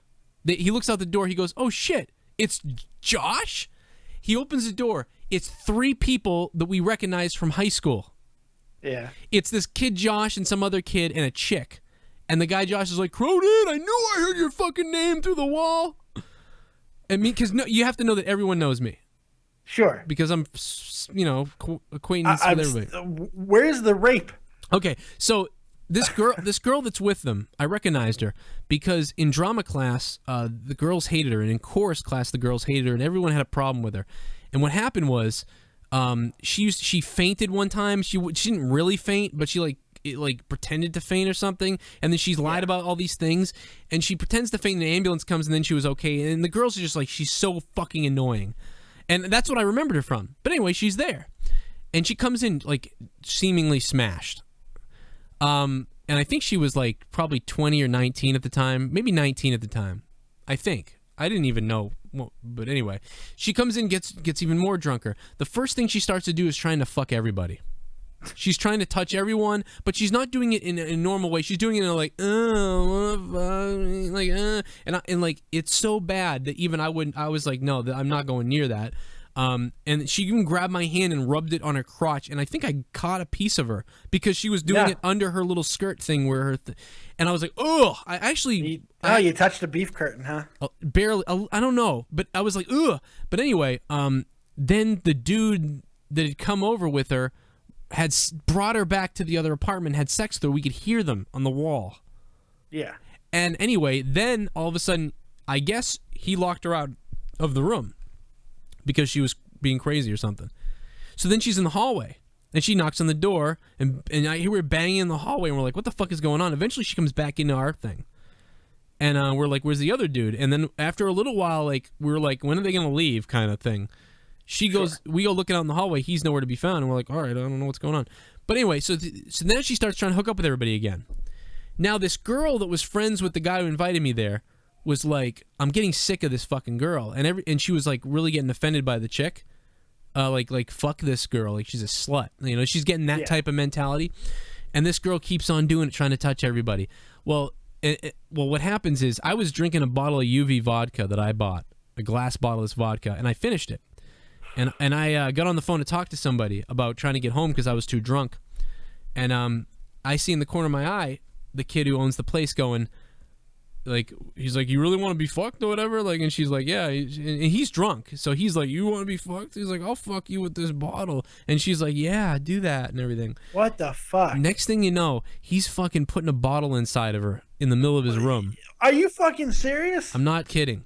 So the two of them are out of their mind drunk. And he's like falling while he's trying to do this. And she's like, yeah. And I was like, what the fuck? And I mean, I'm drunk out of my mind, but I'm still thinking, this is fucked up. I got to get out of here. Fucked up. Like, I got to get the fuck out of here. This is getting really weird. But at the same time, I'm drunk, so I'm kind of like, it's funny, kind of, but what the fuck is going on? Sober me would have been like, this has to stop. Like, and we need to, like, get the fuck out of here. But they're drunk as fuck. I'm drunk. And I'm watching this like, what the fuck? And she's laughing though, and then he's laughing, and then but all of a sudden I hear someone go, "Oh fuck, dude, she's bleeding." Oh no. She started to bleed a little bit from it. Like down it's a her bottle. Yeah, bottles are not meant to go up. Takes the bottle out of her, they stop it and everything.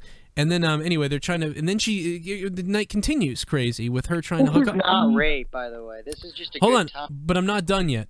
He's not done yet. This is the rape is coming. So no, it's sort of not. Well, no, she's going to claim rape. Okay, so here's what happens. And this is a good story for any of you 20. It was a 40 bottle. This is a great story for any of you 20-year-olds out there, by the way. So now she goes into the now she goes in the bathroom, whatever, and then she comes back out, and then she's still trying to hook up with everybody. Yeah. And I'm like, this is fucking gross. And then we find out she has like diabetes or something. She has insulin. And now she's getting to the point where we're actually trying to help her find her insulin. And we're like, do you need a ride home? Like, let's give her a ride home, because we're all starting to, everybody's kind of sort of sobering up a bit. And we're like, we need to get her out of here. And, oh yeah, she started hitting people and becoming crazy, like abusive. Like punching people and hitting people. And it became weird. So she became out of control. And the girl who was there tried to like knock her over. And then she like wasn't having it. She was like a beast.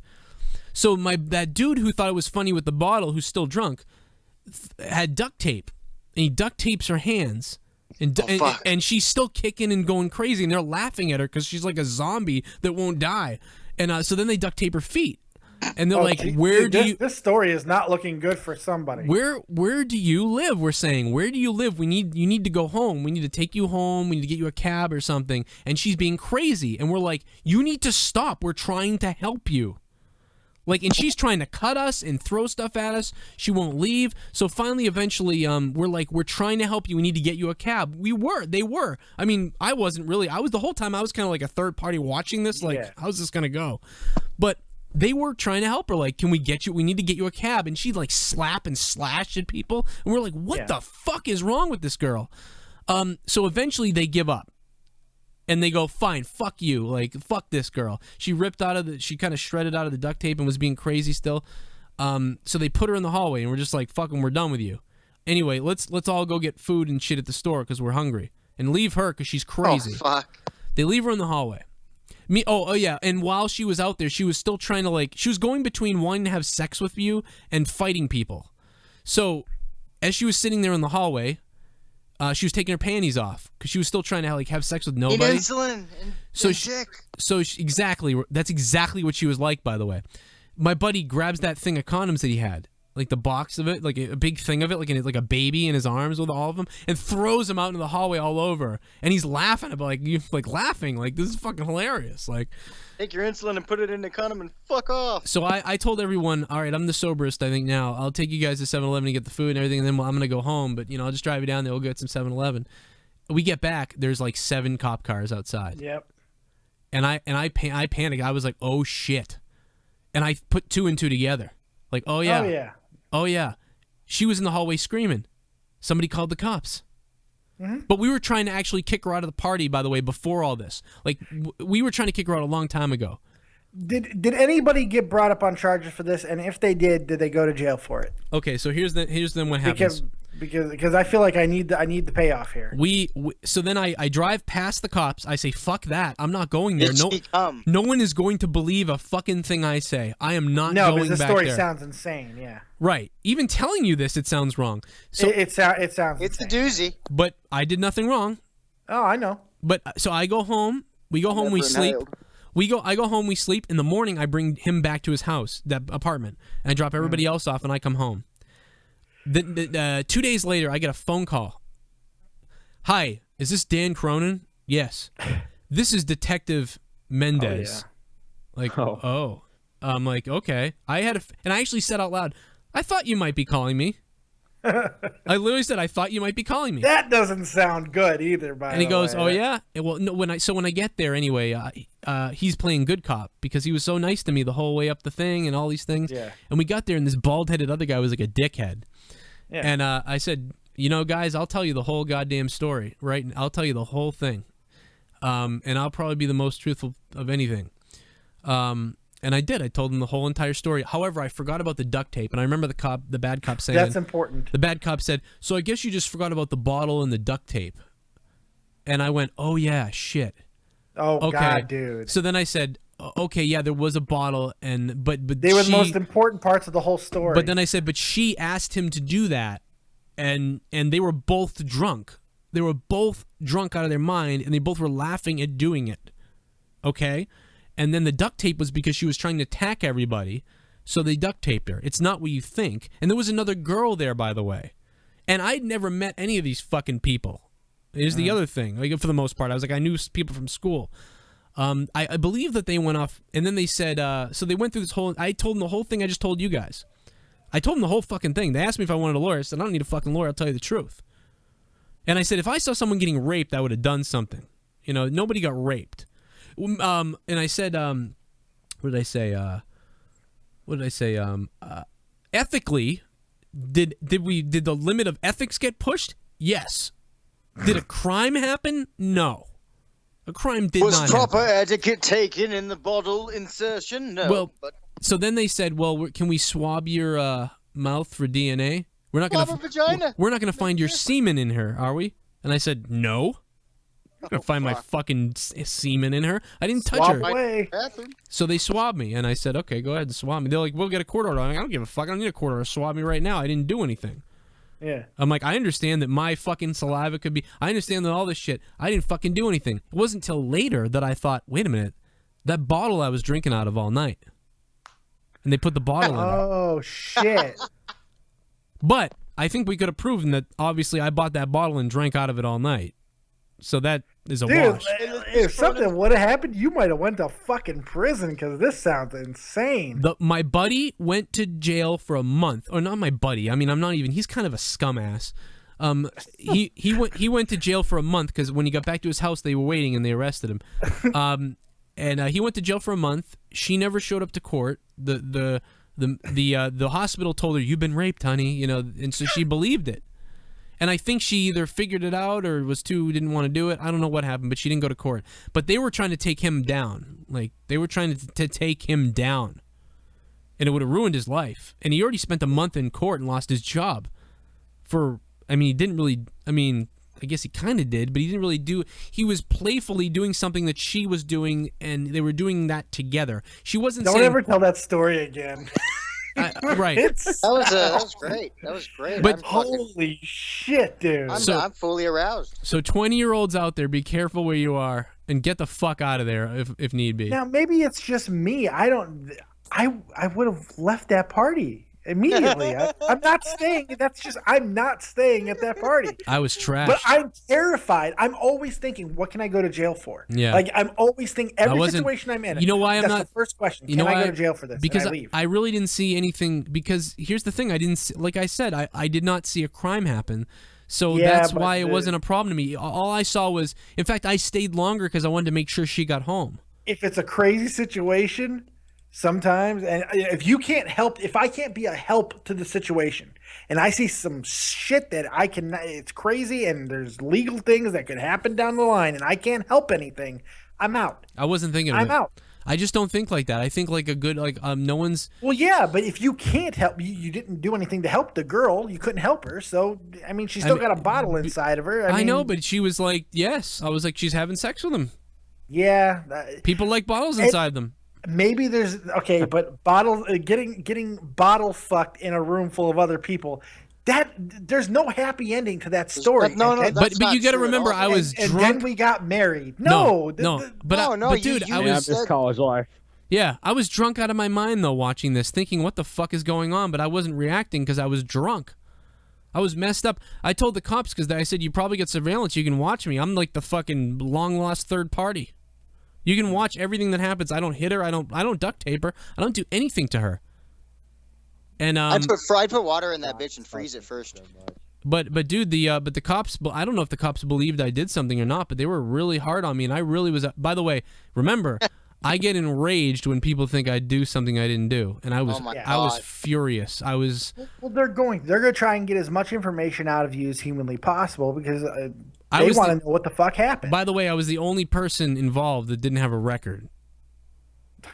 Again, another part of this story that makes me think, why I would not be here. I didn't know they had records and shit. I didn't know that. The cops did, though. They probably took my... they probably took my story very credibly because I was the only one without a record. And I said, I understand how this looks. It looks like a bunch of dudes fucking banged a chick or something and then said it was her fault. I totally get where we're going with this. I understand that. I don't need, and I said this to the bald cop. I said, I don't need fucking dingleberry angry cop to get fucking upset because I understand what you're doing. You don't need to do it with me because I'll just tell you the truth. And this is what happened. And if somebody got raped and was like, please, or even said stop, even as drunk as I was, if she had said stop that, I would have stopped it. I sat there because I went to. But I was popped out of my mind. No, I understand. But to a cop, the one thing that, like, if they hear a guy say, you can trust me, I'm going to tell you the truth, the first thing I'm going to do is go, this fucking guy is trying to fucking lie to me. Because who does that? You trust me. How do they know they don't know they can trust you, so they're going to treat you like there's something to find out. I said, I'm going to tell you everything that happened in shocking detail. I don't give a shit. But then you forgot two important things. I did. I did forget the duct. I admitted that. I said, you know what? I forgot it. Remember, I was drunk out of my mind. There are some things that I don't remember, and that's true. But I do remember. And then I explained it perfectly. I said, she was trying to assault everybody, trying to have sex with everybody, and the girl and the guy in the room thought it was funny to duct tape her hands. Because she couldn't keep her hands off everybody, couldn't stop assaulting everybody, they laughed as they duct taped her hands because you couldn't believe what she was doing. And the only thing they could think to do was duct tape her hands. And then it became funny that they were duct taping her hands and feet because she was so crazy. I'm so glad I get fun sick. You really think it's funny to duct tape a young woman's legs and feet? I get fun sick, man. That's what the cops... I never partied like that, ever. Well, the cops looked at me like... So remember that, Pittsburgh boy. If you things aren't always what they seem. Like that. Yeah. I never partied like that. Oh, dude, I was in the Army and I didn't party like that. Oh, over here in Germany, all my friends are having a good old time doing all kinds of crazy shit. It's crazier than college. But I'm just saying. But see how that could be misconstrued. So everyone out there has to understand. Like for the most part, did some girl get raped? Not really. Nobody got raped. Giving her a pudding pop. A bunch of people had a bad decision, but there was no crime committed. That's like the worst Lemony Snicket novel of all time. And by the way, you could say she was committing a crime because she was trying to fuck everybody. She put my hand on her privates. She doesn't recycle. She put my hand on her privates. A series of unfortunate bottle fuckings. No, that's fucking insane. And I think I said that to the cop in the room. I said, you know, I don't usually go this route, but she attempted to have sex with everyone and forcefully put my hand in that area. Now, I did not touch her, so you will not find DNA from me on her there, but she attempted to do it. She was actually trying to rape me. Oh, God. And I said that to them. I said she was attacking everybody, and then she became violent and attacked everyone violently. It's not a good story. Right, but that's the truth. And if you look at her record is lying. That's crazy, man. And listen, I told the guy, I go, most girls, it's not a situation of she tried to touch you and then you had sex with her and then she's saying rape. No, she was forcibly trying to have sex with everybody and fight them. And that's what happened. And if you don't believe that, kiss my ass. And then they said, and because they kept badgering me, and I said, you know what, if you don't believe it, kiss my ass. And then they said, we're going to find it on you, aren't we? It's donation time, baby. Let's do this! I'm surprised the chick didn't take a shit on the bathroom floor like the chick I saw at this one party when I was 27. Take away the rape and the police, it was a very similar situation. Right. So they tried to bottle fuck her and she shit herself. What I'm saying is, like, these things happen so many times, and the bad decision was putting her in the hallway. What do you do with her, though? What do you do with her? Do you call the police? You break a bottle over her face and she shut the fuck up. Now that's assault, brother. But nobody, you know, nobody will. But what do you do? Do you call the police and say, we've got this crazy chick here? I mean, what do you do? I say somebody should have fucked the shit out of her and like made her go to sleep. No, you put her in the hallway and you kick her out and that's it. Before any of that shit happens, you kick her the fuck out. Yeah, but she would have just beat the shit out of the fucking walls. By the way, then somebody calls the cops and she gets arrested. By the way, I also told the cop, I said, you have the surveillance of the hallways. I said, watch the hallways. She was not invited to the party. She was not part of the party. We did not expect her to be at the party. And when she showed up to the party with her friend, They exited, and then he locked her out of her room, and you can hear her pounding on his door for 20 minutes. And we finally invited her into our party because we were afraid that she was going to get the cops called because she was pounding on his door. And then when she came in, we found out why he locked her out, because she's insane. And if you go watch the video, you'll see that exact thing. And that's why she was here. So we did not premeditative, like, rape this chick. And God knows I don't rape anybody. And there was a girl already in our room with us who didn't want to see a rape happen, who was not happy about the bottle thing, was not happy about this girl being there. And I went through all this stuff with the cops. And I said, you have the surveillance video. You can easily see what I just said. Go look it up, and the times will match up. You'll see exactly what I said, and this is exactly what went down. I'm the smartest fucking person that was in that room, I bet, and you can call me the dumbest for not having done anything or leaving because I'm the smartest, but I went through, I cut a fucking promo on these cops, and then they said, well, we want to swab your mouth, and I said, so after all that, you want to swab my mouth? And they said, yeah, we can get a court order, you know. And I said, you know what? I could tell you to fuck off right now, and you know what? But I don't give a shit because I didn't do anything, and I'm just getting my life together as a person right now, and I've never done anything wrong. And for you to, you know, accuse me of something like this would be the most devastating thing that ever happened in my life when I've done nothing but good the last few years, in my opinion, and I've had nothing but bad luck. I go, but why don't you swab? I go, go ahead, swab my mouth right now. Take the DNA. I didn't do anything, so go ahead and take it. Yeah, and this is the thing that's important for Pittsburgh boy to understand. And cops don't give a shit about any of that other stuff you said. The swab my mouth was the only thing that mattered, because all that personal shit, you can't allow that to affect an investigation. Swab the mouth or get a court order. That's it. All the other shit they don't care about. I understand. They shouldn't care about. I'm pretty sure though that and I'm sure they were and I'm sure they were still thinking that way. I'm sure they were. And swab the mouth. You got to find out the truth, because as good of a guy as you are, and you're so fucking charismatic and all that, it doesn't matter. They can't. I don't blame them. Anybody at their word. I don't blame them. They got to swab them out. No, I don't blame them for doing it. Yeah. I don't blame them for doing it. Because of how the situation looked. I told them right from the beginning. I go, I'm not happy with this, but you know what? I don't blame you. I understand how this looks. I totally understand why I'm here. I understand why. I said he really shouldn't be in jail right now, though. I said that to them. I said he should not be in jail. You got a guy in jail who shouldn't be in jail. And that's what I said. The number one thing is you got a guy in jail who shouldn't be in jail. I was actually concerned about him, and I said to the guy, I said, by the way, I barely know this guy other than school. And guess what? After hanging out with him this night, this guy's a piece of trash. And I said that to the cop. He's a piece of trash, but he didn't commit a crime. Unfortunately, he did not commit a crime for you. He pushed ethics, and honestly, this girl assaulted everyone, so she's just as bad. The two of them have bad ethics, and they came together, and he's in jail right now. And that's what I said to them. I said, you get the wrong guy in jail. He's a piece of trash, unethical, made some bad decisions, but so didn't she. And he's in jail, she's in a hospital. The two of them fucked up, but nobody committed a crime, really. Yeah. If anything, she did. Oh, sorry. No, that's it. I'm done. No, you're good. But that's that. But God, man. But this is what I'm. This is what I did. This is what I'm like. I didn't go there saying I'm not telling you anything, officer. Yeah, that's crazy. Not to sidetrack anything, but am I a bad person for kind of being happy about the fact that Jonah Hill gained weight again? Oh, good. I'm so happy about it. I am too. I told my mom. Was it for a movie? That guy's not funny. No, he's just fat, and like all these people losing. Kevin Smith lost weight. The one guy I was holding out would never lose weight lost 80 pounds. He looks great, and it's awesome. I'm losing weight, and that's fine.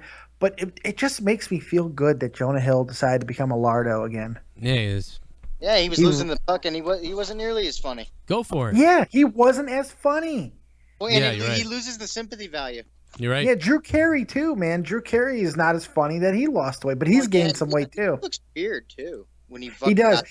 Most people who lose that much weight, Al Roker, all these guys, they look like cancer patients because they go to these extreme, because they get the lap band, they get a fucking rubber band around their goddamn stomach because they can't stop eating and they have to do it that way, and then they look like goddamn Crypt Keeper and they don't look right. And Jonah Hill just said, you know what? And I think he's carrying a bag of burgers in this photo. And you know what? Eat them burgers. You die young, it's on you. Just like if I'm a walking heart attack waiting to happen. If I die young, it's on me. I'm an idiot. But Jesus Christ, stay funny. I don't know what my point is here, other than I'm a terrible person. Yeah. Hey, old school Matt. Person. Old school Matt, hang on 1 second, okay? Hey, Pittsburgh boy, you got anything to follow up with that? What do you think about my being brought in? By the way, I was brought into a fucking detective's office in a police station, and I was scared shitless. I had diarrhea. You want some coffee there, Cronin? I had diarrhea for 3 days. One of the scariest moments I ever had on college campus at a party was witnessing someone get alcohol poisoning, and I had that once too. What you experienced, man? I had that 3 weeks ago. Did you? I drank too much at a friend's birthday party. Wow. You got a bottle up your butt? I'm supposed to enema that shit. Bottle up your butt. You got bottle fucked, old school Matt? What the hell? Homemade rum. You got bottle fucked by a homemade rum bottle. Homemade jizz. But back to what you were saying, Dave. You're right. Drew Carey isn't nearly as funny as he used to be. And honestly, I wish he'd go off TV for a while because, like I said, I live in the South. And he's growing ruined up, Price is Right. He's ruined Price is Right. Fucking thank you for saying that. I miss Bob Barker. Yeah, I agree. It's just Drew Carey doesn't know how to host the goddamn show. Bob Barker was like, he knew how to talk to people. Drew Carey is a comedian. He's weird. He's weird. Drew Carey doesn't care about hosting the show. He cares about making people laugh. He cares about him. He cares about getting that pop that he would normally get on stage. Bob Barker, I don't know if he cared about people. He probably didn't give a fuck about anybody. But at least he made it seem like he did. What's the goddamn price on this fucking thing? Bob Barker cared about one thing, and that was cutting off the nuts of poor innocent animals. Poor innocent animals. He's trying to help control now the pet spin that population. wheel. Go ahead, Dolores. Go ahead, Dolores. Spin that wheel, and you could become the next champion on The Price is Right. And Drew Carey's like, hey, how you doing? I'm gonna fucking shut the fuck up. It's not like Bob Barker was sitting there with fucking scissors cutting nuts off fucking dogs. I mean, that's not what happened. I don't think Bob Barker's ever been an advocate of that. He's like, the price is right for you, buddy. My little girl's upstairs saying, nuts? My little girl's upstairs going, Daddy. Fuck Mark Barker. Daddy. I don't know what to do. She's upstairs saying nobody Daddy yells in at her his crib. dog. What, Joe?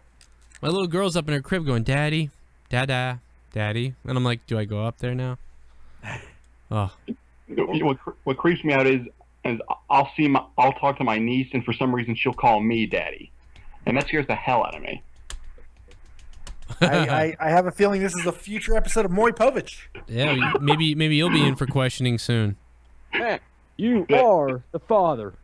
Dave, I'm from Tennessee, not Alabama. Yeah, but Maury, you know. Oh, Jesus. Maury, yeah, dude, no. Never mind. Your child was a spoiled cunt, and now they need to go to boot camp.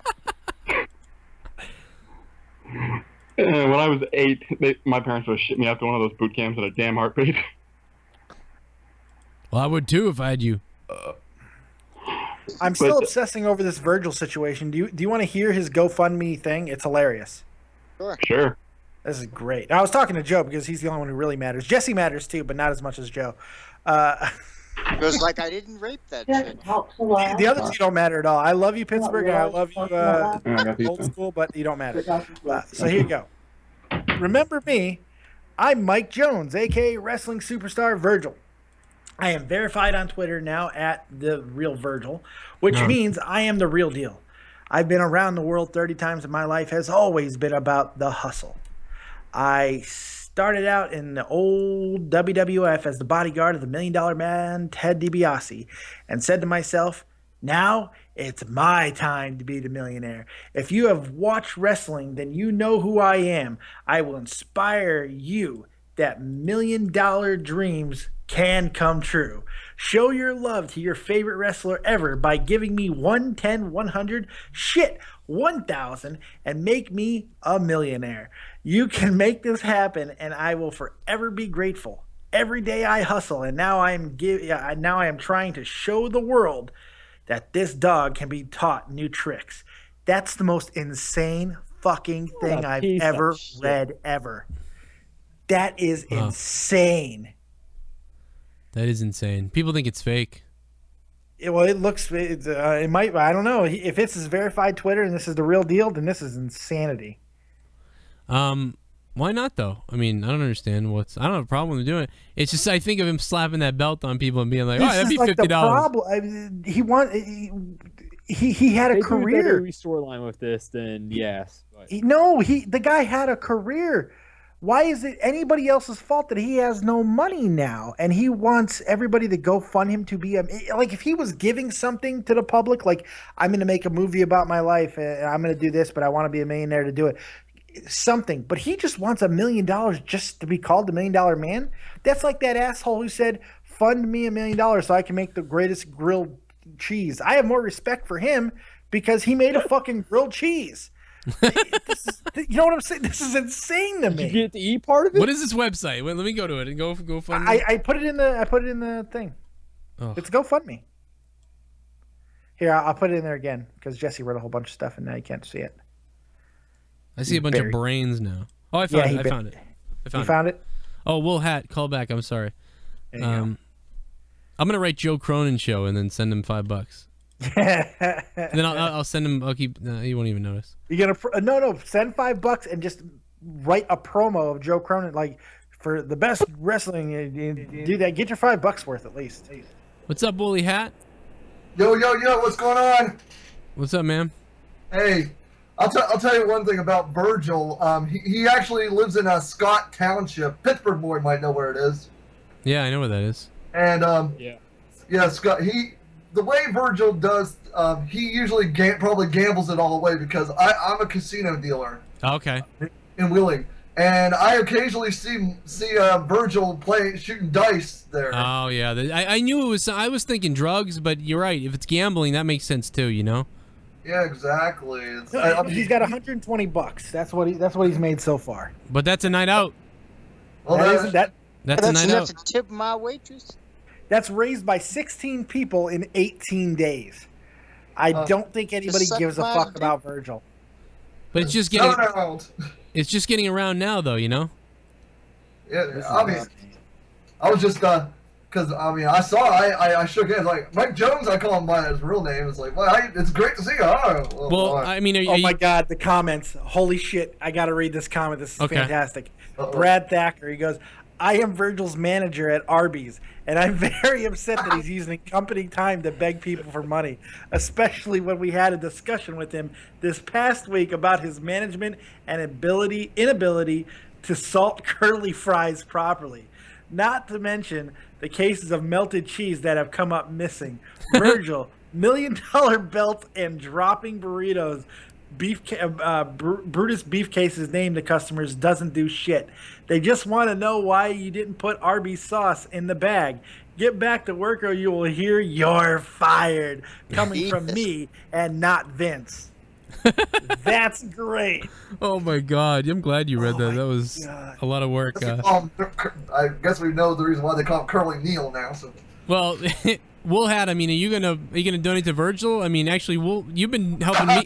You've been helping me out a lot. So maybe Virgil, I don't know. Hey, the dude doesn't donate to us. Why should I donate to him? I work in the casino business. We do tips. This is a tip jar, Joe. You give something. Virgil's not doing a podcast or anything. He wants past work? No, he got paid for his work already. Fuck that shit. You know, it's funny because some of the YouTubers who are really big do a lot of donation stuff, and they don't really. I don't think they get half as much shit as like, like Tommy NC was just complaining about it. He did. But it's the way he does it, I think, that puts people off. Like Well, he basically created a registry at Amazon, and that he was like people. But I understand that like other people have done the same thing, like but it's the way he kind of does sort of look for it, so it's weird. Well, he's a target anyway. He is such a target. Such a target. But you're right. But bigger YouTubers just plain out like they get it, and it's weird. I don't. These comments are killing me. I feel weird, but asking for it. But I did. Hey, fuck it. I'm not doing a part-time job because of everybody helping me. So, fuck it. Oh my God. These comments are killing me. This guy writes, "Obviously you're out of work. I'm gonna need you to hop on down to Sally's house of Adel Bleach and pick some up." Isn't there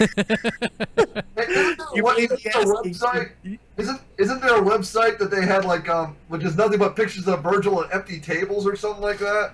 Yeah. Well, there's Well, I remember Grim. I just remember Grim's video. This is too good. Oh, I can't wait for this. What is it? goes on even far. He says, "Go down to Sally's House of Anal Bleach and pick some up." You may be asked, I thought you might need a gig since you're obviously knowledgeable about assholes. I know you probably had a lot of tender locker room moments, and when you were really allowed in real wrestling locker rooms. But my ass is not the place for that. Just clean up my turd cutter and leave. Oh my god. Oh my god, these comments are fucked up. That's amazing. Oh, this is good. So wait a minute, well, you seen him at your casino then? Yeah, I did. But he came in like 2-3 times. I work at a casino in West Virginia called Wheeling Island, but he also appears at a place in Pittsburgh called the Meadows. And one of my dealer friends tell me he's one cheap ass motherfucker. So. Oh yeah, you know. He's probably he doesn't tip at all. I'm not surprised. Yeah. I mean, dude, the way he acts it, like, first, there's a part, you might have the sense to feel bad for him sometimes, but the way he acts at these, like, signings and things, it's really weird. Like, I remember Grimm's video, he went to ask for, like, he was going to take a video of him or do, like, a quick thing and say, like, hey, it's Virgil, and he was like, I don't do that shit or whatever. And he was like, all right, took a picture with him, but he actually videotaped everything instead. And then some kid was like, he's like, were you in line for Virgil? He goes, I'm in line for Virgil. He goes, yeah, well, it's a fucking disappointment. Don't worry. And he said it like right in front of him. I would love to get a picture of him there, but we're not. It's against the law here to take pictures in a table game. So. Yeah, you can't just whip out a camera, obviously. Exactly. But no, the other thing is, what was I gonna say is that there's the videos of him like putting the belt on people and being like, yeah, it's $30 with the belt. You want the belt? Here, let's put the belt on. You got $30. We'll do that.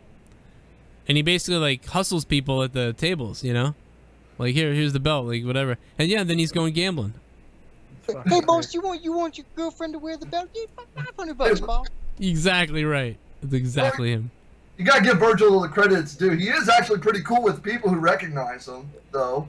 There's a guy got a stack of pictures or got a stack of stuff for him to sign, and he did that. And he was really cool about that. That's cool. Sure, for a nominal fee, he absolutely did.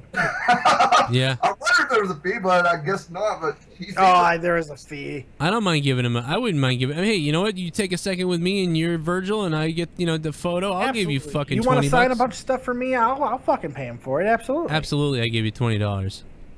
$20 to sign these 100 things that I'll sell for $2 a piece. That's $200. I make money. You make money. Everybody's happy. Depending on the percentage.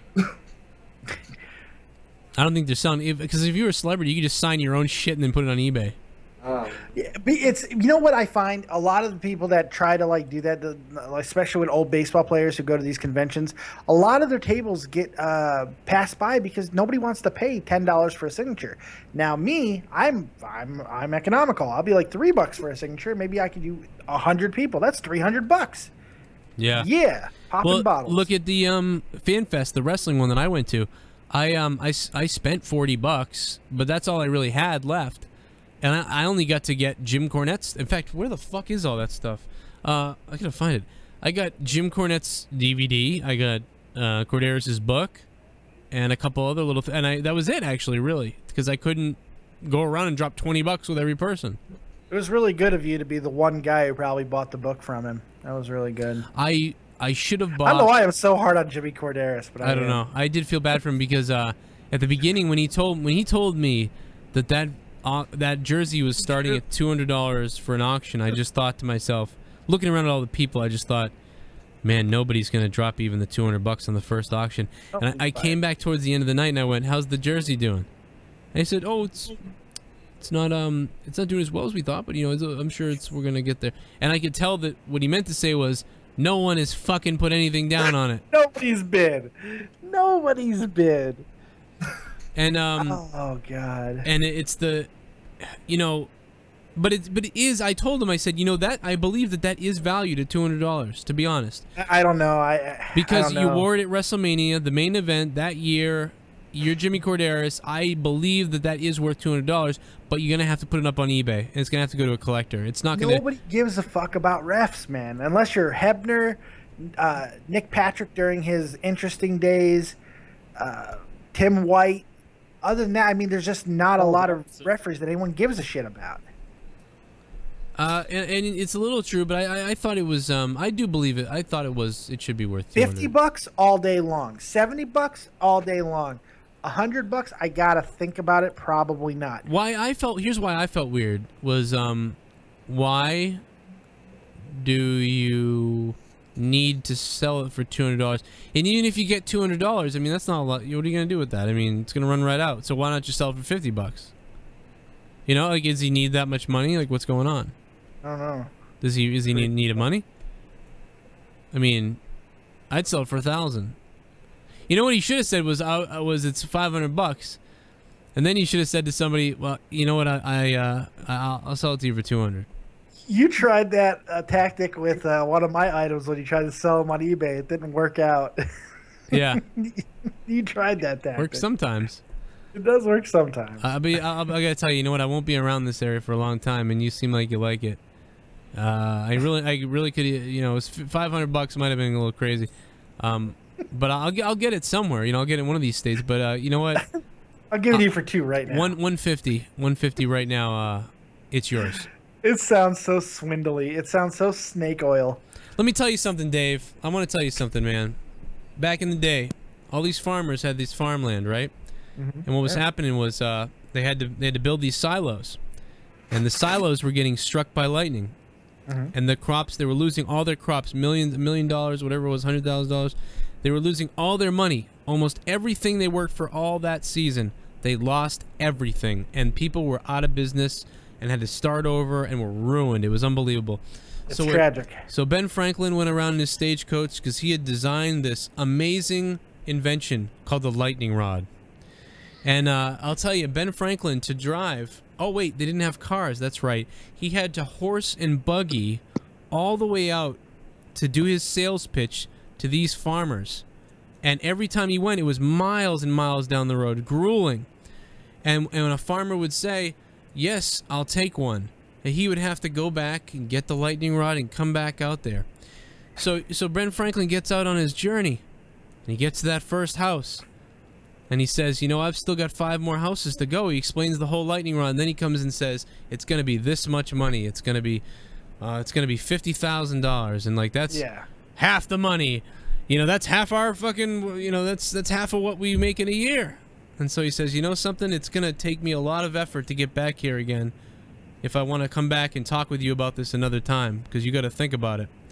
How about instead of 50,000, it's half, and we do it now? Because you'll save me, if you save me the time that it's going to take to go to the next place, go back to town, get the rod, come back out to you, or to come back here to talk to you about it again. I don't have time to go 10 miles over to you and talk about this again. I've got other people I need to see who will probably do it the first time. But I'll tell you what, if you save me that time, that effort, my horses' lives, I'll do it for half. I'll sell you a bunch of black people. You see, here's the. I'm just gonna blow by that. The interesting thing is that's a lightning rod. We're talking about a Jimmy Corderas' shirt. There's a drop off here. There is a drop off, but let me tell you, there is a drop off. That analogy does not work. This. It doesn't. The principle works. No, I know. You're right. Yeah, the principle is sound because you're 100% right. Now I'm looking up lightning rods because I want to know the history. No. My pitch with the jersey would be a whole different thing. If I was Jimmy Corderas, what I would have said was, you're Joe Cronin. You're on the Joe Cronin show. Credibility. You have Jimmy Corderas' shirt. You know what I mean? You got it from me. You can wear that on the show. You can put that in your background. That can be in your backdrop forever. Yeah. In your collection forever. Look at my book. This is me at WrestleMania with Edge and The Undertaker wearing that jersey. Wearing that off my back. It's a game-worn jersey that you cannot find. How many WrestleManias are there, Joe? How many main events are there? 30? Or that some bitch at a house show in if he was thinking a little bit better there, he would have just offered, hey, maybe you can have me on your show. I'll tell all kinds of referee stories, and we'll plug the fuck out of this, and I'll give you a small percentage of whatever the shirt makes. No. I would have said this. I would have said I would have been doing what I was just doing, and I would have said, you know, you're gonna wear this shirt. Think about it. There's only been 31 WrestleManias. You will own the referee shirt from the main event on the cover, the DVDs, my book. You will have that. And you know something? I'll come on your show for an hour, and we'll talk about it. We'll talk about my time in WWE, whatever you'd like. And yes, I was going to start the auction at 200 today, but I'll tell you what. I want you to experience this and have a piece. I have a lot of artifacts. I want you to have one. And instead of 200, we're going to make it 100. See, that's how he would have sold it to you for 100. But if I would have bought really it. thinking, I would have bought that. Yeah, absolutely.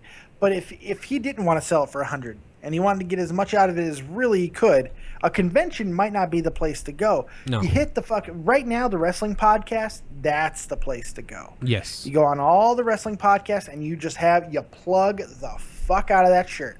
Even if you don't have a deal in place with whoever is doing the show, hell, the place could just be him showing up for free and telling stories for an hour instead of a percentage, because a lot of times you got to pay these people to come on these podcasts. You don't have to do that with him. He's just going to come on and tell a story, and he gets to plug this fucking shirt to try to help him raise some money. That makes a lot more sense if you want to get top dollar out of it. I smell you. You smell me? I haven't showered in a couple days.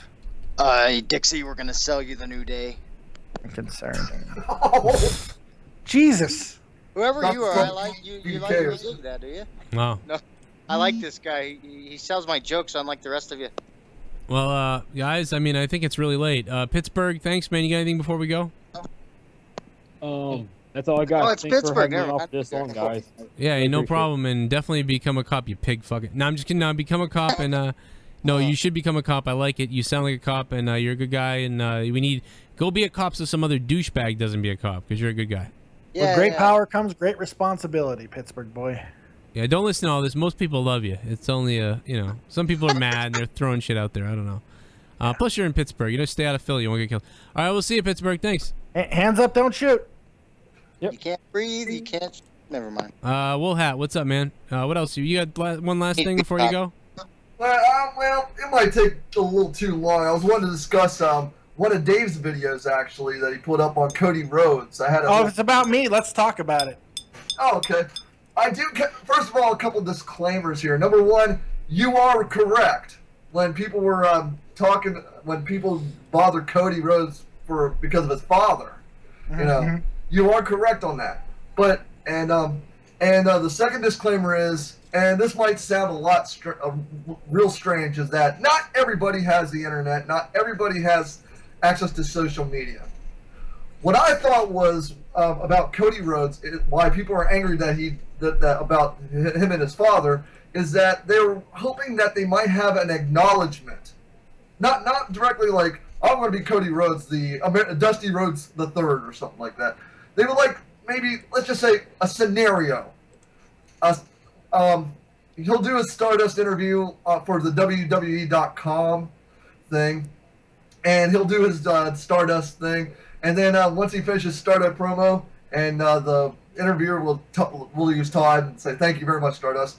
And Stardust said, can one person say something here? And I was like, go ahead. And he just drops down, becomes normal Cody Rhodes, and say, on behalf of myself and my family, I would like to send my love, appreciation, and respect to the WWE Universe during this time of tragedy in our life.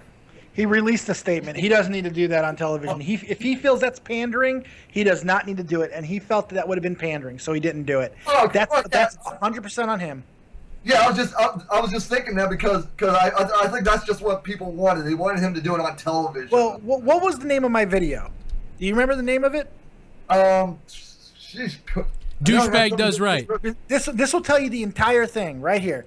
Cody Rhodes or Stardust. It's not about you. And that was the crux of it. It's not about what the fuck fans want. This is Cody Rhodes going through the most traumatic event he'll ever go through in his life, more than likely, unless he loses a kid or something. This is terrible. Okay? And as I said before, I agree 100%. Yeah. I agree. I hate those arguments, though, that people just want an acknowledgement. Who gives a fuck what they want to know? He acknowledged it. He released the eulogy he gave at his father's funeral, for Christ. You know how personal that is? He released it as an acknowledgement. Fuck everybody who wants more of it. Fuck them. Fuck them in their ear. And I also explained during that video that Stardust is an homage to his father, and he explains why in a very beautiful way. So, fuck everybody else. Oh, exactly. That's all I gotta say, man. Well, hey, thanks, man, and thanks for being there, and thanks for all the bizarre donations too. Yeah. Oh, don't be naughty, be Illuminati. Yeah, we love you. It's funny. You're killing us, man. It's funny. Then there was 2. All right, whoever orgasms first kills themselves. Okay. Well, no, wait. Whoever orgasms first kills the other. Well, I figured like it was about lasting time. Well, then you're gonna lose because my dick barely works. Well, see, if I was that way, oh, okay. Well, then yeah, I will lose maybe. Yeah, it doesn't work very often. I would. I couldn't hold it in, even if it was like you're gonna die. It's like no, I'll die coming. If that was, would you try to aim it at somebody's face if they're about to kill you while you're coming? Would you try to get that last shot? I'm going for the eyeball. I might. I'm going for the eyeball. I might actually do that. That'd be kind of cool. Guys, everybody Facebook share this video and like it. It helps. Everything you do helps. YouTube has a new algorithm now, okay? You have to understand. Watching my entire video helps the video. Liking the video helps the video. Commenting on the video helps the video. Sharing the video on Facebook and Google+, all that stuff helps the video. So if you don't donate and you don't do that stuff, share and do all that shit. And also when you watch my videos, like try to watch the whole thing. And enjoy. Turn off your ad blockers. Turn off your ad blockers. Turn them off. And watch my video ads. If you want to help out, do that. If you don't, you're like, fuck you, fine. But if you want to help me and you don't have money and shit, and that's the way to help. But if you do want to help, patreon.com/Joe Cronin Show. And we're going to be giving out special videos and special, I'm going to be doing a prize for Patreon. Thank you to everyone, by the way, who has been supporting me on Patreon. You guys are the shit. And everybody who donates live when we're on the air tonight. It really does help out. It's helped me multiple times. Hell, you got me this green screen. You got me this other thing. I mean, you've helped out. You've kept me on the internet before. So I appreciate it because I really don't fucking have a lot of money, even though I fucking told you what I make. And donate to Dave. Go to GoFundMe.com/DaveV, which is Dave's thing for his stroke that he had. He's got a lot of money, and hopefully fucking that check comes. Yeah. Or I'm gonna have to kill someone. That'd be bad. I'll find out. It hasn't been cashed, so they better fucking figure it out. Joe went to the races. He went to the pony track. It would be awful if somebody did cash it, like it wasn't me. How would they be able to do that? I don't know. It happens all the time. ID. Yeah. I'd be like, that ain't me. Well, we'll find out what's going on with that because it's really weird. I just remember now that should have been here. And I know I appreciate you guys for listening. Monetize This, episode 39. It was a weird night tonight, I suppose. I think it was a good episode, though. I think there was a lot of good stuff. It wasn't our funniest episode, but as far as like the quality of conversation, it's one of our best. Yeah, and you know what's funny is I thought about that before because as we started in a way where I could. I think knowing Dave, I think the way we started tonight for the first maybe 5 minutes, it was Dave probably had the feeling of this is not something I would listen to. I thought you were trying to tank it. I thought you were trying to blow the show up. I thought we were going to do 40 minutes tops. I almost did blow it up. I thought you were. I was really angry tonight. I don't know how the hell this turned out okay. I don't know how I was so pissed off today. Because I love you. That's why. Don't you know this by now? Well, send me a dick pic. Hey, I did a 9-minute fucking lip sync video. That was so fun. I watched that again today. You know what? Get that fucking puppet hooker on my show. Oh, that was not nice. She's not a puppet hooker. She's a hilarious comedian that I just did a Creators Corner interview. You can go check it out over at Dead on Dave Productions, the Dead on Dave on YouTube, and check out my interview with April Brucker, the latest Creators Corner. She's hilarious, ventriloquist, comedian. She's been an award-winning puppeteer. She's awesome, man. Can you get her on? Get her on a show with us. I want to do a show. I think I can make that happen. All right, I want to get her. I want to bang her, actually, to be honest. She's really cute. I had this total perv out moment. She the whole thing all I could see was you were like wanting to bang her the whole interview. I did kind of want. I don't think the whole show was about me wanting to bang her. I couldn't even take you seriously because like everything you said sounded fake because you just wanted to have sex with her. Yeah. Oh yeah, it was weird. It was awkward. Why? I'm getting a good response to the video, actually. Oh, maybe. I mean, only in the first few minutes. I could tell. You just have this weird look. You have a look that you never have usually. Well, that's because this camera is good and you can actually see me now. No, it was because you wanted to bang her. I am. No, you wanted to bang her. I didn't want to bang her. She did. No. She's a cute. Wow. She's a cutie. She's really cute, and she stood up wearing these little shorts and about knocked me out. I was like, "What the fuck? So, what the hell?" Yeah. But I was not trying to bang her the entire. We played a bit at first where. Wow, wait a minute. Some black guy. I just found allergic to ambition, April Brucker, and then in the comments below. And then, by the way, this video got 18 likes and 12 dislikes. And below, there's a black guy who writes, "What an attention whore. I mean, what a whore. Oh, and a racist piece of shit. And to think I actually thought she was cute and endearing on my strange addiction. But she's... Oh, she was on that? That's a weird show. Yeah, she was on that. But she's nothing but a bona fide creep. She's a Sarah Silverman with a ventriloquist doll, and that's about it. That whole bit about having an addiction is complete shit. She just want attention. Narcissist." Someone was really upset at her. I see that. Wow. So I don't know. That's not nice. I don't know. That guy was mad. Way to sell my interview, by the way. Thanks for that. What? No, there's wicked interest in this now. Are you kidding me? Yeah, but not for the right reasons. No, but it doesn't does the right reasons matter? Top 10 wrestlers who hated Shawn Michaels, and the article is full of shit.